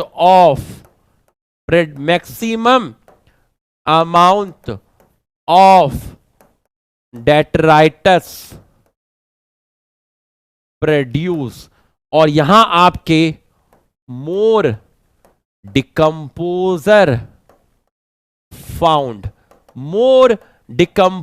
फाउंड, तो टेरेस्ट्रियल इकोसिस्टम में जो एनर्जी की जिम्मेदारी है, मेजर कंट्रीब्यूट जो करेगा वो डेट्राइटस फूड चेन करता है। और एक्वेटिक इकोसिस्टम के अंदर अगर मैं आपसे पूछूं, एक्वेटिक इकोसिस्टम में आपका डिकम्पोजर भी कम है। एक्वेटिक इकोसिस्टम में मेजर जो एनर्जी का कंट्रीब्यूट करता है, मेजर जो आपका कंट्रीब्यूट करता है वो है आपका ग्रेजिंग फूड चेन। तो आपका grazing food chain mainly aquatic में है और detritus food chain major contribute करेगा आपका किस में? डेट्राइटस फूड चेन में। अब आप मुझे ये बताइए, आप मेरे को ये बताइए, क्या बताइए, अगर आप मेरे को ये बताइए कि इस अर्थवॉर्म को जरूरी थोड़ी ना है चिड़िया ही खाएगी, इस अर्थवॉर्म को तो स्नेक भी खा सकता है। This earthworm can be eaten by member of grazing food chain. तो इसको इसके मेंबर भी खा सकते हैं, इसको इसके मेंबर भी खा सकते हैं। इसका मतलब क्या हो गया? इसका मतलब ये हो गया, grazing food chain and detritic food chain आपस में क्या है? आपस में इंटरलिंक्ड है। आपस में क्या है? इंटरलिंक्ड है। यहां तक समझ में आया तो यस लिखिए भैया। ग्रेजिंग फूड चेन, इसके जो मेंबर हैं, member of detritus food chain can act as prey for member of detritus food chain can act as prey for member of grazing food chain। Grazing food chain भाई, इस earthworm को तो snake भी खा सकता है, तो इसका मतलब यहां पर इसको स्नेक भी खा सकता है। इसका मतलब डेट्राइटस फूड चेन और ग्रेजिंग फूड चेन इंटरलिंक्ड है। Member of detritus food chain can act as a prey for member of grazing food chain. तो जीएफसी डीएफसी इंटरलिंक्ड है। कौन मेजर कंट्रीब्यूट कर रहा है एनर्जी में टेरेस्ट्रियल इकोसिस्टम में? डेट्राइटस फूड चेन है। समझ में आया? तो एक बार सारे के सारे लोग लुक्खा लिख दीजिए, फटाफट सब लोग लुक्खा लिख दीजिए, जल्दी से सब लोग यहां पर लुक्खा लिख दीजिए। Major contribute. भाई तू खुद देख, तेरे आसपास देख, पूरा टेरेस्ट्रियल इकोसिस्टम है, इतने सारे प्लांट हैं, इतने सारे एनिमल हैं। तो भाई ये जो प्लांट एनिमल मर रहे हैं, इन प्लांट एनिमल के अंदर डेड प्लांट और डेड एनिमल में एनर्जी कहां है? उनके कॉम्प्लेक्स ऑर्गेनिक कंपाउंड में है। तो भाई तुम्हें उनकी एनर्जी चाहिए। डेड प्लांट और डेड एनिमल अपनी एनर्जी कैसे देगा? वो अपनी एनर्जी तब देगा जब उस पे डेट्राइटर्स एक्ट करेंगे। तो टेरेस्ट्रियल इकोसिस्टम में एनर्जी का जो मेन फ्लो है वो डेट्राइटर्स फूड चेन से है। ऐसे समझ भाई, दो तरीके की एनर्जी है। एक तो जो एनर्जी है सन वाली है कि सन की लाइट एनर्जी प्रोड्यूसर ने कन्वर्ट कर the chemical energy of food में। यहां सन है ही नहीं ना, यहां एनर्जी इनके पास है कॉम्प्लेक्स ऑर्गेनिक कंपाउंड की फॉर्म में। यहां एनर्जी सन के पास है लाइट एनर्जी की फॉर्म में। यहां लाइट एनर्जी नहीं है, यहां लाइट एनर्जी है। यहां लाइट एनर्जी ग्रास के पास है केमिकल एनर्जी ऑफ फूड की फॉर्म में, यहां वो सब नहीं है।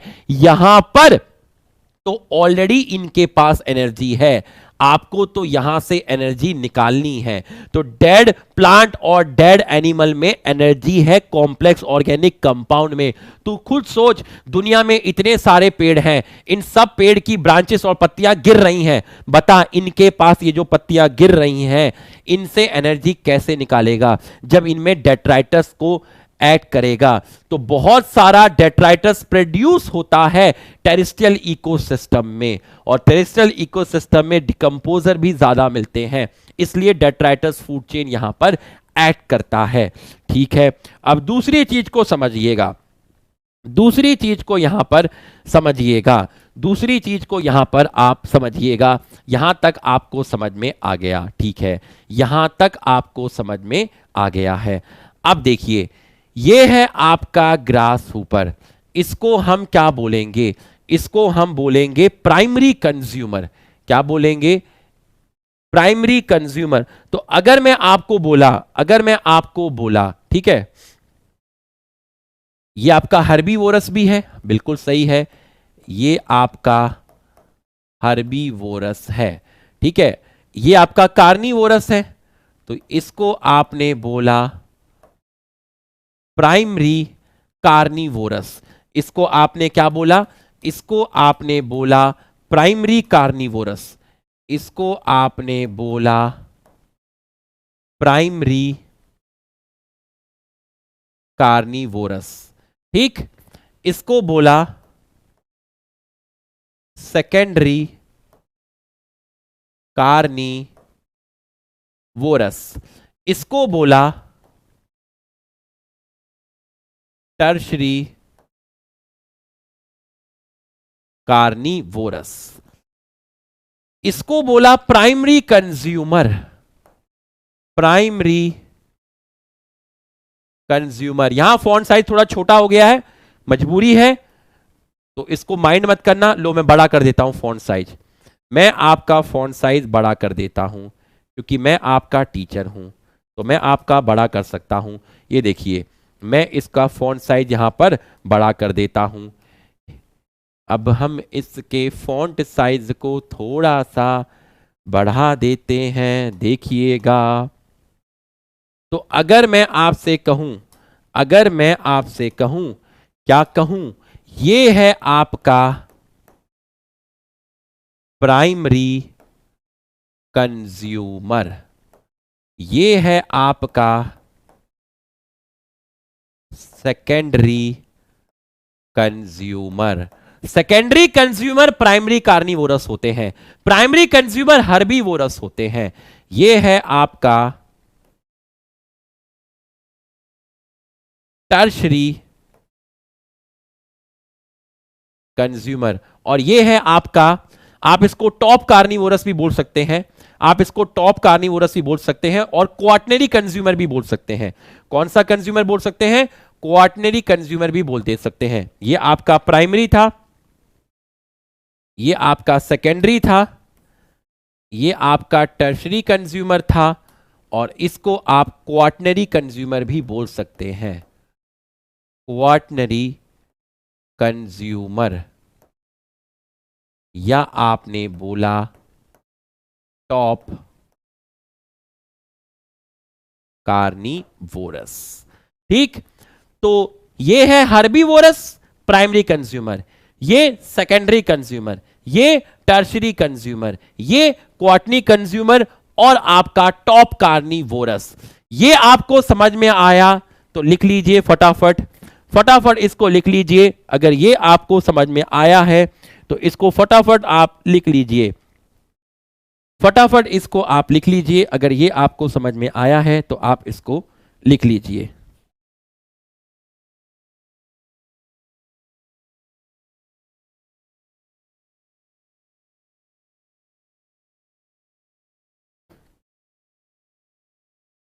आज तो 6 बजे तक लूंगा क्लास, कल तुमने कहा था कि सर कल ले लेना, आज तो मैं 6 बजे तक लूंगा भाई। अभी सीन बना हुआ है, अच्छा अच्छा सीन बना हुआ है, अच्छा लेक्चर चल रहा है।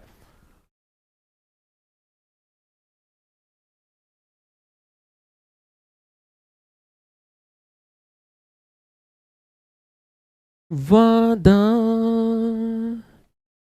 है तुमसे ये वादा, वादा।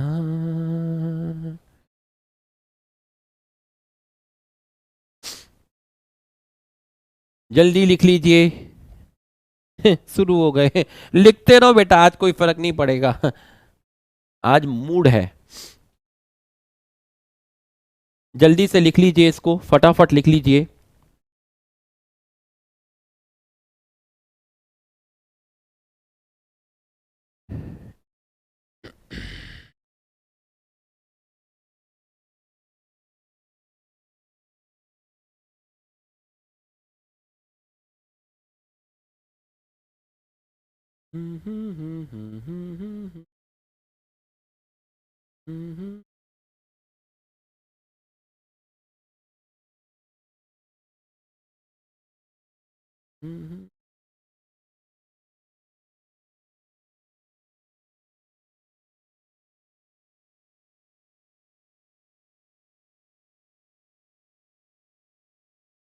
लिख लीजिए। ठीक है, डन, ये आपका डन हो गया। ठीक, अब जरा यहां पर देखिएगा, अगर मैं आपको बोलूं, क्या बोलूं, आपको ये फूड चेन समझ में आ गई। ठीक है, तो अगर मैं आपको यहां पर बोलूं, क्या बोलूं, जैसे आपके पास चिड़िया है, ठीक है, जैसे आपके पास क्या है, चिड़िया है। तो मान लीजिए आपके पास क्या है, आपके पास है बर्ड। तो भैया बर्ड के पास ऑप्शन है, अगर बर्ड आपके सीड खा रही है, अगर बर्ड क्या ईट कर रही है, अगर बर्ड आपके सीड खा रही है, बर्ड ने मान लीजिए आपका सीड खाया, तो फिर ये बर्ड कैसी हो गई, ये बर्ड आपकी हो गई हर्बीवोरस। अगर इस बर्ड ने आपका इंसेक्ट खाया तो ये बर्ड आपकी कैसी हो गई, कार्निवोरस हो गई। क्या हो गई, आपकी कार्निवोरस। ये हर्बीवोरस हो गया, ये आपका कार्निवोरस हो गया। इसका मतलब ये हो गया कि one organism can occupy two different trophic level, two different trophic level, दो डिफरेंट ट्रॉपिक लेवल को ऑक्यूपाई कर सकता है। एक ऑर्गेनिज्म दो डिफरेंट ट्रॉपिक लेवल को यहां पर ऑक्यूपाई कर रहा है। तो इन्होंने ह्यूमन के बारे में पूछा है कि ह्यूमन कहां कहां आ सकता है। ह्यूमन वेजिटेरियन भी होता है, वो आपका हर्बीवोरस में भी आ सकता है, वो आपका प्राइमरी कार्निवोरस में भी आ सकता है। कुछ भी खा जाएगा ये तो कुछ भी खा जाते हैं। ये आपका सेकेंडरी कार्निवोरस में भी आ सकता है। तो ह्यूमन जो होते हैं वो आपके प्लांट को भी खा जाते हैं, एनिमल को भी खा जाते हैं। Can eat both plant and animal. तो ह्यूमन के लिए आप वर्ड यूज करते हैं ओमनीवोरस। ये किसी भी ट्रॉपिक लेवल में आप इसको रख सकते हो, किसी भी ट्रॉपिक लेवल में आप इसको रख सकते हो, ओमनीवोरस। अब जरा थोड़ा सा एनसीईआरटी में आना, फिर मैं आपको वापस से यहां पर लेकर आऊंगा, ठीक है। एक और फूड चेन है, जैसे मैं आपसे पूछूं बताना ये फूड चेन कौन सी है। आपका है फाइटोप्लैंक्टन। क्या है आपका? फाइटोप्लैंक्टन। फाइटोप्लैंक्टन को खाया किसने? खाया फाइटोप्लैंक्टन को खाया किसने? ज़ूप्लैंक्टन ने खाया। ज़ूप्लैंक्टन को खाया किसने? स्मॉल फिश ने खाया। और स्मॉल फिश को किसने खाया? लार्ज फिश ने खाया। तो ये एक्वेटिक इकोसिस्टम में फूड चेन है। तो ये फूड चेन भी कैसी है? ये भी आपकी ग्रेजिंग फूड चेन है। कैसी है? ग्रेजिंग फूड चेन है। किसमें? एक्वेटिक इकोसिस्टम के अंदर ग्रेजिंग फूड चेन है, एक्वेटिक इकोसिस्टम के अंदर। अब जरा एक बार किताब में आइएगा, थोड़ा सा, है ना, इसमें कुछ भी मिस नहीं होना चाहिए। बहुत कीमत है एनसीईआरटी की एक एक चीज की। You have read about food chain and food webs that exist in nature. एक फूड वेब मैं आपको इसमें बना के दिखाता हूं। ये मैंने एक इसका फोटो भी आपका लिया था। एक फूड वेब में आपका इसके अंदर बना के बताता हूं। मान लीजिए आपके पास ये एक चीज है जिसको मैं बोल रहा हूं ग्रास, ठीक है। क्या बोल रहा हूं? आपका ग्रास। इस ग्रास को खाया किसने? खाया माउस ने खाया। और इस ग्रास को किसने खाया? इस ग्रास को खाया आपका ग्रास हूपर ने खाया, ठीक। इस ग्रास हूपर को आपका कौन खा सकता है? फ्रॉग खा सकता है। इसको आपका कौन खा सकता है? बर्ड खा सकता है। और इस फ्रॉग को कौन खा सकता है? स्नेक खा सकता है। और बर्ड को भी आपका स्नेक खा सकता है। और स्नेक को खा लिया किसने? स्नेक को खा लिया हॉक ने। अब माउस और फ्रॉग जो है, माउस और फ्रॉग को किसने खा लिया? उल्लू ने खा लिया, ठीक है। और माउस को कौन खा सकता है? आपका हॉक खा सकता है, ठीक, हॉक खा सकता है। और आपका जो ग्रास था इसको कौन खा सकता है? इसको खा लिया रैबिट ने। और रैबिट को किसने खा लिया? रैबिट को खा लिया फॉक्स ने। रैबिट को आपका हॉक भी खा सकता है, ठीक है। रैबिट को आपका फॉक्स भी खा सकता है। और माउस को भी आपका कौन खा सकता है? फॉक्स खा सकता है। तो बच्चों आप यहां पर देखिए, ये आपका क्या है? ये आपका है ग्रास। ग्रास को किसने खा लिया? ग्रास हूपर ने खा लिया, ठीक। ग्रास हूपर को कौन खा सकती है? चिड़िया भी खा सकती है। और कौन खा लिया? फ्रॉग खा सकता है। फ्रॉग को कौन खा सकता है? फ्रॉग को आपका स्नेक खा सकता है। बर्ड को आपका स्नेक खा सकता है। फ्रॉग को आपका कौन खा गया? उल्लू खा गया। स्नेक को कौन खा गया? आपका हॉक खा गया। ग्रास को कौन खा गया? माउस खा गया। माउस को उल्लू खा गया। ग्रास को रैबिट भी खा सकता है। रैबिट और माउस को फॉक्स खा सकता है। तो बच्चों आप जब यहां पर देखेंगे तो आपकी काफी सारी फूड चेन आपस में इंटरलिंक्ड है। तो जब many food chain are interlinked together, many food chain are interlinked together, जब बहुत सारी फूड चेन आपस में इंटरलिंक्ड होती है तो वो आपकी बनाती है फूड वेब। तो बच्चों फूड वेब में और फूड चेन में कहां पर खाने के ऑप्शन है? बताइए कहां पर एक ऑर्गेनिज्म पर खाने के ऑप्शन है? बताइए फूड चेन में ऑप्शन नहीं है, ये है तो यही खाना पड़ेगा, लेकिन फूड वेब में आपके पास फूड के क्या है? ऑप्शन है। यहां आपके पास फूड के ऑप्शन है, मतलब यहां पर अगर मैं आपसे बोलूं हमारे पास फूड क्या है?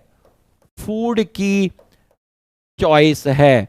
तो फूड वेब जो होता है इसकी स्टेबिलिटी जो होती है वो आपकी ज्यादा होती है, वो आपकी क्या होती है?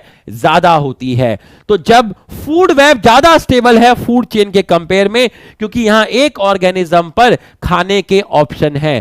तो मान लीजिए कल को, मान लीजिए आपका क्या बोलते हैं, मान लीजिए ये जो स्नेक है, ये स्नेक आपका अगर इसको फ्रॉग नहीं मिलेगा तो ये स्नेक चिड़िया खा के भी काम चला सकता है, ये अर्थवॉर्म खा के भी काम चला सकता है।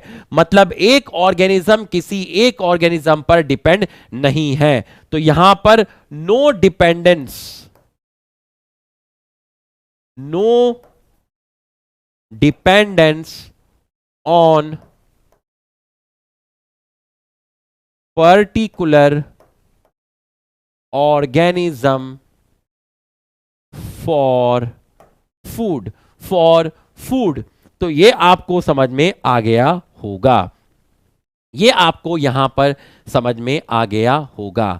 तो एक ऑर्गेनिज्म जो है वो दो डिफरेंट ट्रॉपिक लेवल के ऑर्गेनिज्म को खा सकता है। जैसे मैन है, ठीक है, मैन है आपका, तो मैन एनिमल को भी खा सकता है और मैन प्लांट को भी खा सकता है।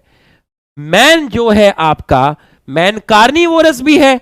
तो एक मान लीजिए आपका, पहले ये नोट करिए, पहले ये नोट करिए, पहले ये आप नोट करिए, पहले आप ये नोट करिए, जल्दी से आप इसको नोट करिए, अच्छे बच्चे की तरह आप इसको क्या करिए? नोट करिए, फटाफट इसको नोट करिए, फिर मैं आगे बताता हूं मैन वाला बात।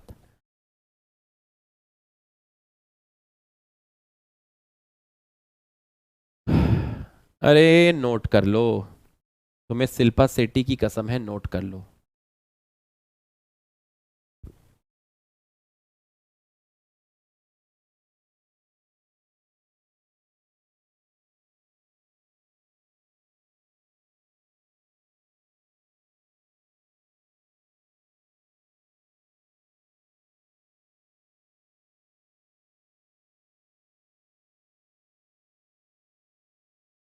डन डन डन, बढ़िया से लिखना, इकोलॉजी में काम चोरी मत करना। लोग इसको आसान चैप्टर समझते हैं और ऐसे ही बस हाँ इसको क्या पढ़ना। आधे लोग तो सोचते हैं जेनेटिक्स के बाद है ही नहीं, भाई इकोलॉजी है, 7 से 8 9 क्वेश्चन आएंगे इन तीन चैप्टर से, 7 से 8 क्वेश्चन मिनिमम आएंगे इन 3 चैप्टर से। मैं एकदम तरीके से पढ़ा रहा हूँ, नोट्स बना के पढ़ा रहा हूँ, रंग बिरंगे पेन यूज करके टू द पॉइंट पढ़ा रहा हूं, और एनसीईआरटी भी देख रहा हूं कहीं कोई पॉइंट स्किप ना हो जाए, ताकि कल को तुम्हें दिक्कत ना हो। बाद में समझ में आया? एक बार सिलेबस खत्म हो गया, टीचर ने करा दिया, फिर टीचर को ढूंढता रहता है बच्चा, बच्चा टीचर कब आएगा रिवीजन कराने, क्या कराएगा। इसलिए ढंग से पढ़ना है, पूरा अच्छी तरीके से पढ़ना है। समझ में आया? हल्के में नहीं लेना, बेहतरीन नोट्स बनाना, लाल कॉपी पूरा लाल पेन से चेक करूंगा मैं पूरा का पूरा, हल्के में नहीं लेना। आप माइक्रोब्स पढ़ो, स्ट्रेटेजी पढ़ो, इकोसिस्टम पढ़ो, बायोडाइवर्सिटी पढ़ो, मैं हर चैप्टर को एक नया चैप्टर मान के पढ़ाता हूं, और यही मान के पढ़ाता हूं भाई यहां से 20 क्वेश्चन आएंगे, ठीक है? तो अच्छे से पूरा करना है। अब जैसे मैं आपको बोलूं मैन, मैन विल बी, देखो मैं आपको बोलूं मैं आपको बोलूं मैन, ठीक है? देखिए बेटा यहां पर आप सभी लोग, बेटा आप यहां पर देखेंगे एक बार, तो अगर मैं आपको बोलता हूं मैन, ह्यूमन की मैं बात करता हूं, किसकी बात करता हूं? मैं आपकी बात करता हूं ह्यूमन की। तो मैं आपकी जो मैं बात करूंगा वो मैं आपकी बात करूंगा, ह्यूमन की बात करूंगा। देखिए मेरे छोटे भाई बहन, आप यहां पर देखिए, बहुत मस्त चीज आपको बताई जाएगी, ठीक है? पूरा का पूरा आप देखिएगा। Please explain stability. अरे सिंपल सी बात है भाई, अगर तेरे पास खाने के ऑप्शन होंगे तो बढ़िया ही होगा ना, तेरे पास खाने के ऑप्शन होंगे, है ना। यहां देख एक ऑर्गेनिज्म पे कितने सारे खाने के ऑप्शन है, ये देख कितने सारे खाने के ऑप्शन है, आप देख लीजिए। ये आउल है, फ्रॉग को भी खा सकता है, माउस को भी खा सकता है, और भी लोगों को खाता होगा, ठीक है। ये हॉक है, माउस को खा सकता है, रैबिट को खा सकता है, स्नेक को खा सकता है। तो कल को स्नेक मर गए, खत्म हो गए, तो हॉक भूखा थोड़ी ना मरेगा, ठीक है। कल को रैबिट खत्म हो गया तो हॉक भूखा थोड़ी ना मरेगा। तो यहां पर स्टेबिलिटी है, क्योंकि यहां पर आपके खाने के ऑप्शन है, यहां पर आपके खाने के क्या है, ऑप्शन है। अब यहां पर देख, ये है तेरा ह्यूमन, ये ह्यूमन अगर हर्बीवोरस है, कैसा है, हर्बीवोरस है, तो ये किसको खाएगा, प्लांट को खाएगा। और अगर ये आपका कार्निवोरस है तो किसको खाएगा, एनिमल को खाएगा। तो प्लांट का ट्रॉपिक लेवल आपका अलग है, इसका ट्रॉपिक लेवल और इनका ट्रॉपिक लेवल एनिमल का, दोनों का जो ट्रॉपिक लेवल है आपका अलग अलग है। तो अगर मैं आपको बोलता हूं इन दोनों के, प्लांट के और एनिमल के जो ट्रॉपिक लेवल हैं वो आपके क्या हैं, अलग अलग हैं, डिफरेंट हैं। तो इसका मतलब ये हो गया कि an organism can feed on an organism can feed an organism can feed an organism can feed on organism of two different trophic level. तो जो वन ऑर्गेनिज्म है, one organism can feed on organism of two different trophic level. तो जो human है वो आपका plant को भी खा सकता है। सर मेरा बैकलॉग है, अरे दीवाने, T T T T T T, अरे बैकलॉग है तो पढ़ाई कर, कंप्लीट कर। सर मुझे भूख लग रही है तो खाना खा ले। सर मेरे को शिल्पा शेट्टी की मूवी और देखने का मन कर रहा है तो जाके मूवी देख ले। सर मुझे नींद आ रही है तो सो जा। तो तेरा बैकलॉग है तो पढ़ ले। तो अगर मैं आपको बोला सर वर्ल्ड कप देखना है, देख ले, हरवा दे, ऑस्ट्रेलिया को हरवा दे। और तू क्या चाहता है, यही तो चाहता है तू। तो एक ऑर्गेनिज्म प्लांट को भी खा सकता है और एनिमल को भी खा सकता है, मतलब वो हर्बीवोरस भी हो सकता है, वो कार्निवोरस भी हो सकता है। तो an organism can feed on organism of two different trophic level. तो ये चीज आपको समझ में आ गई, ये चीज आपको समझ में आ गई है। अब मैं आपको यहां पर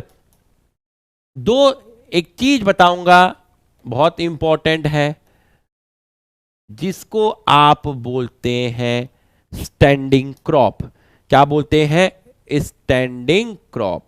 तो जिसको आप बोलते हैं स्टैंडिंग क्रॉप, स्टैंडिंग क्रॉप, ठीक, स्टैंडिंग क्रॉप। तो ध्यान से समझिएगा, एक एरिया में मान लीजिए ये एक एरिया है, ये एक एरिया है, इस एरिया में आपके ये प्रेजेंट हैं आपके प्लांट, ये आपके प्लांट हैं।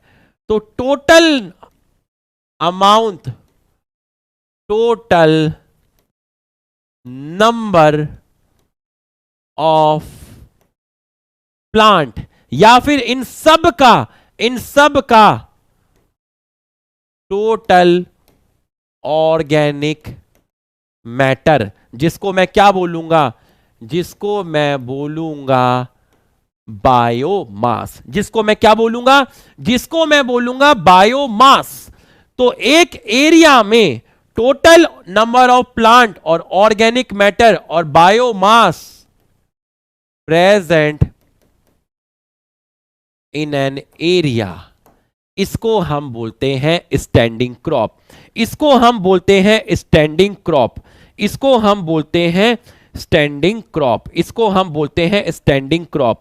तो अगर मैं आपसे पूछूं स्टैंडिंग क्रॉप क्या है, एक एरिया में टोटल प्लांट का ऑर्गेनिक मैटर कितना है, एक प्लांट में टोटल ऑर्गेनिक मैटर कितना है, और उसी ऑर्गेनिक मैटर को हम बोलते हैं बायोमास।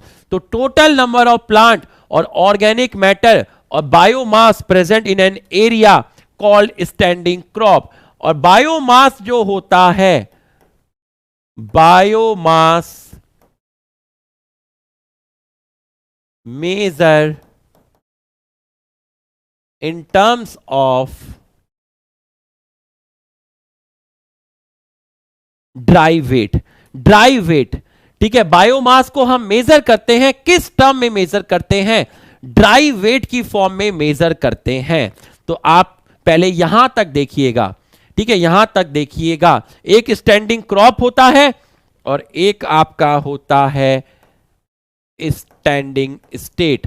उसके बाद मैं यहां पर एनसीईआरटी रीड करूंगा, स्टैंडिंग स्टेट और स्टैंडिंग क्वालिटी। अरे लुखो, काय को लिख रहे हो छुट्टी छुट्टी, तुम्हें शर्म नहीं आती है? कल तुमने मुझसे प्रॉमिस किया था कि आज ले लेना 15 मिनट, कल भी नहीं दिया, आज भी लेने नहीं देते। एक दिन मैंने माइक्रोब इन ह्यूमन वेलफेयर की 1 घंटे की क्लास ली थी, तब भी तुमने लिखना शुरू कर दिया था छुट्टी छुट्टी छुट्टी। मैं हर बात तुम्हारी मानता हूं, तो तुम भी तो मेरी बात मानो। मैं भी तो थक गया हूं, तो तुम मेरी भी तो बात मानो। अपनी अपनी चला रहे हो, छुट्टी छुट्टी लिखते रहते हो। यहां पर देख ले, अरे लुखे, यहां पर देख, सारे लोग लुखे लिखिए। जितने भी चाहते हैं कि सर आप 10 मिनट एक्सटेंड कर लीजिए, वो सब लुखे लिखिए। मैं एनसीईआरटी रीड करूंगा अब इसकी, जल्दी से लुखे लिखिए, लुखा लुखा लिखिए जितने भी चाहते हैं। पता है लुखा का मतलब मुझे पता ही नहीं क्या होता है, मुझे सच में नहीं पता क्या है, बस अजीब सा होता है, कुछ अजीब सा। हाँ देख लो, तो ये सब चाह रहे हैं गजब बाबा गजब, ए माँ गजब भाई, बहुत बढ़िया। देखो कितने सारे लुखे बैठे हुए हैं अपने, मतलब ये चाह रहे हैं कि 10 मिनट एक्सटेंड कर लो। भाई ये जो कचरा फैलाया है इसकी एनसीईआरटी तो रीड कर दो। स्टैंडिंग स्टेट, बहुत बढ़िया बहुत बढ़िया आ जाओ रे, अरे दीवाने आ जा बाबा आ जा, ठीक है। स्टैंडिंग स्टेट, ठीक है, total inorganic, total inorganic element present in an area. एक एरिया में टोटल इनऑर्गेनिक एलिमेंट कितने हैं, इसको बोलते हैं standing state. Total organic matter कितना है, इसको बोलते हैं बायोमास। तो भैया ये बहुत इंपॉर्टेंट है, ये नीट में पूछा हुआ था। तो अब जरा एक बार इसकी एनसीईआरटी देख कि वो क्या कहती है। आजा, फिर छुट्टी करेंगे।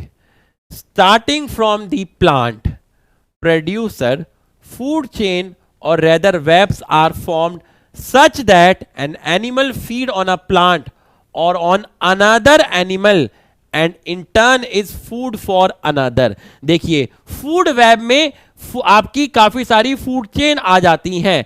तो एक एनिमल किसी प्लांट पे फीड कर रहा है, ठीक है, एनिमल फीड ऑन प्लांट और on another animal and in turn is food for another. मैं तुझे खाऊंगा तो वो मुझे खाएगा।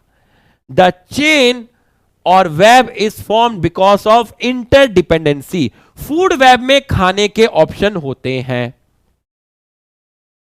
फूड वेब में खाने के आपके क्या हैं ऑप्शन है। No energy is trap into an organism, remain it forever.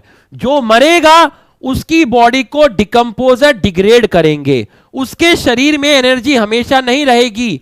The energy trap by the producer hence is either pass on to a consumer और द ऑर्गेनिज्म डाई। तो बच्चों आपकी जो एनर्जी है वो एनर्जी कहां से कहां गई, एनर्जी प्रोड्यूसर ने थोड़ी ना रखी। ग्रास से एनर्जी ग्रास ऊपर में गई, तो इसने एनर्जी नहीं रखी, इसने थोड़ी सी एनर्जी रखी, बाकी एनर्जी आगे दे दी। और कल को अगर ग्रास ऊपर मर भी गया तो ये एनर्जी अपने साथ लेके नहीं जाएगा, इसके ऊपर आ जाएंगे हमला करने डेट्रीवोरस, इसके ऊपर आ जाएंगे डेट्रीवोरस, और इसके ऊपर आ जाएंगे डिकम्पोजर। जो जिंदा है वो एनर्जी पास करता है, कल को ये मर गए तो इनके ऊपर आ जाएंगे डेट्रीवोरस और डिकम्पोजर। तो एनर्जी तो ये ले जा नहीं सकते अपने साथ, एनर्जी या तो कंज्यूमर को देंगे या फिर ये लोग मरेंगे। तो death of organism is the beginning of detritus food chain. तो डेट्राइटस फूड चेन की बिगिनिंग शुरू होती है डेट्राइटस से। All animals depend on plant directly or indirectly for their food. They are hence called consumer and also heterotroph. If they feed on producer, the plant, they are called primary consumer.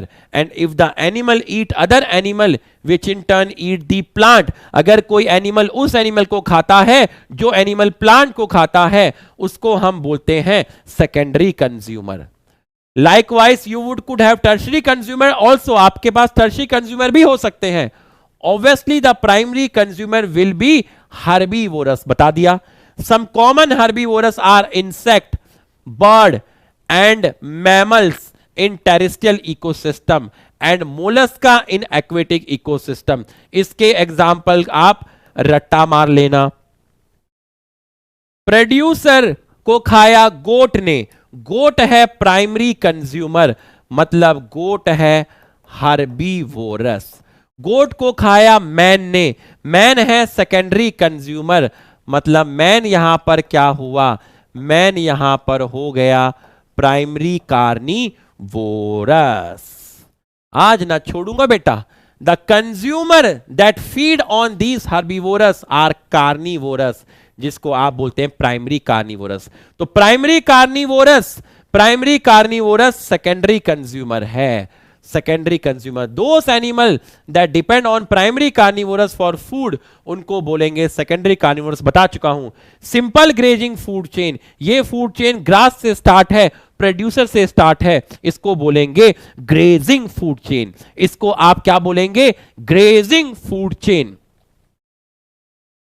Detritus food chain बता दिया, begin with dead organic matter, it is made up of decomposer which are heterotrophs organism, mainly fungus and bacteria.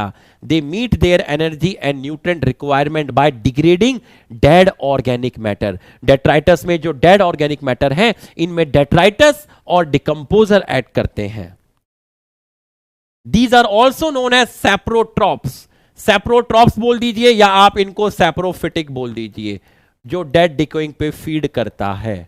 और decompose, decomposer secrete digestive enzymes that break dead and waste material into simple inorganic material which are absorbed by them.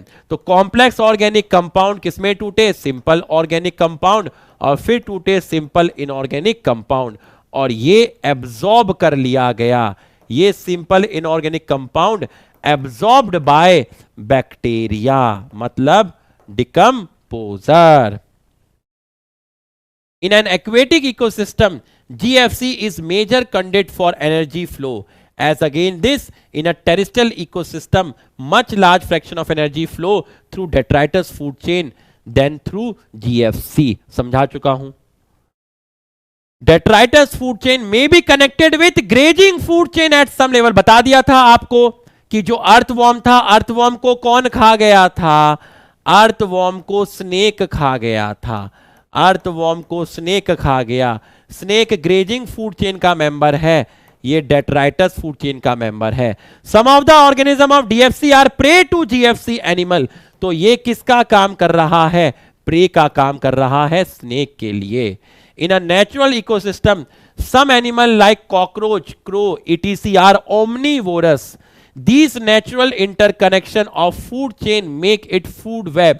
तो बच्चों ये omnivorous है, ये कुछ भी खा सकते हैं, कॉकरोच कुछ भी खा सकता है। How would you classify human being, human being भी ओमनीवोरस है, ये भी किसी भी ट्रॉपिक लेवल पर जा सकता है। Organism occupy place in the natural surrounding or in a community according to their feeding relationship with other organism. Based on the source of their nutrition or food, organism occupy specific place in food chain. उसको आप बोलते हैं trophic level, बता चुका हूं. Producer belongs to the first trophic level, herbivores जिसको आप primary consumer बोलते हो second, and carnivores secondary consumer to third, ये भी बता चुका हूं. ये देखिए एक्वेटिक में है और ये आपकी उसमें है. ठीक है, producer, primary consumer, secondary consumer, tertiary consumer. Tertiary consumer को टॉप कार्निवोरस, सेकेंडरी कंज्यूमर को कार्निवोरस, प्राइमरी कंज्यूमर को हर्बीवोरस. ये उसके एग्जाम्पल हैं, बर्ड, फिशेस, वुल्फ, ये सब एग्जाम्पल लिखे हुए हैं. The important point to note is that amount of energy decrease at successive trophic level. When an any organism die, it is converted to detritus or dead biomass that serve as energy source for decomposer. Organism at each tropic level depend on those at lower tropic level. तो बच्चों ये आपका T1, ये आपका T2, ये आपका T3, ये आपका T4, ये आपका हायर ट्रॉपिक लेवल होता है, ये आपका लोअर ट्रॉपिक लेवल होता है. तो जो ऑर्गेनिज्म हायर ट्रॉपिक लेवल पर है, जो ऑर्गेनिज्म हायर ट्रॉपिक लेवल पर है, जो ऑर्गेनिज्म हायर ट्रॉपिक लेवल पर है, जो ऑर्गेनिज्म हायर ट्रॉपिक लेवल पर है, वो लोअर ट्रॉपिक लेवल के ऑर्गेनिज्म को खा सकते हैं और खाते हैं. ये आपको समझ में आ गया होगा, ये आपको पूरा का पूरा समझ में आ गया होगा. Each tropic level has certain mass of living material at particular time called standing crop. The standing crop is measured as a mass of living organism, biomass, or the number in a unit area. मतलब number ही मैंने आपको बताया था, एक जगह पर कितने पेड़ हैं वो, या उनका biomass. Biomass of species is expressed in terms of fresh or dry weight. Measurement of biomass in terms of dry weight is more accurate. Dry weight जो है ज्यादा accurate है. Why? क्योंकि आपका जो moisture content है, moisture content can vary in different season. तो आपका मॉइस्चर कंटेंट अलग अलग सीजन में वेरी कर सकता है. इसलिए आप जो वेट मेजर करते हैं वो आप ड्राई वेट मेजर करते हैं. तो किसी भी सीजन में आप ड्राई वेट को मेजर करेंगे, इसमें पानी नहीं होगा, ड्राई वेट आप मेजर करेंगे तो आपको डेटा जो है वो एक्यूरेट मिलेगा. आपको ये चीज समझ में आई. सिर्फ 10 मिनट एक्स्ट्रा लिए, 9 मिनट एक्स्ट्रा लिए, सिर्फ तुम्हारे लिए तो लिए. अगर आपको क्लास पूरी की पूरी समझ में आई, पूरी की पूरी समझ में आई, फिर ये मैं आपको पढ़ाऊंगा और इकोलॉजिकल पिरामिड मंडे में मैं खत्म कर दूंगा. तो आप सभी लोग जल्दी से लुक्खा लिख दीजिए अगर आपको पूरा का पूरा समझ में आया. आपको जो भी पढ़ाया पूरा का पूरा समझ में आया, मैंने कोशिश की आपको पूरा समझ में आए. एक बार आप रीड करना, आपको समझ में आया तो एक बार आप लुक्खा लिख दीजिए. 10वीं क्लास में भी आपने ये चीज पढ़ी होगी. ठीक है, एक बार जल्दी से सभी लोग लुक्खा लिख दीजिए. दिल बना दीजिए यार, बहुत दिन हो गए दिल नहीं बनाए यार. दिल भी बना दो यार, क्या कर रहे हो तुम लोग यार. दिल, लुक्खा दिल, लुक्खा दिल. तो ये आपको समझ में आ गया होगा. मंडे की क्लास मेरी होगी जिसमें मैं आपको पिरामिड्स और ये चैप्टर को पिरामिड्स और सक्सेशन वगैरह आपको पढ़ाऊंगा. ठीक है, पिरामिड सक्सेशन में आपको पढ़ाऊंगा और मंडे को चैप्टर खत्म कर देंगे. ठीक है, मंडे को ये चैप्टर खत्म कर देंगे. तो मस्त होके बैठना, चौड़े होके बैठना, स्ट्रेस फ्री होके बैठना, क्योंकि कल मॉलिक्यूलर बेसिस ऑफ इनहेरिटेंस के भर भर के रिवीजन लेक्चर आएंगे. ठीक है भाई, फिर मिलेंगे. Thank you. यही जोश चाहिए आखिरी क्लास तक, मेरी आखिरी क्लास तक भी यही जोश चाहिए मेरे को. समझ में आया? यही जोश हमको चाहिए. बी अ गुड फिनिशर, हमेशा याद रखिएगा.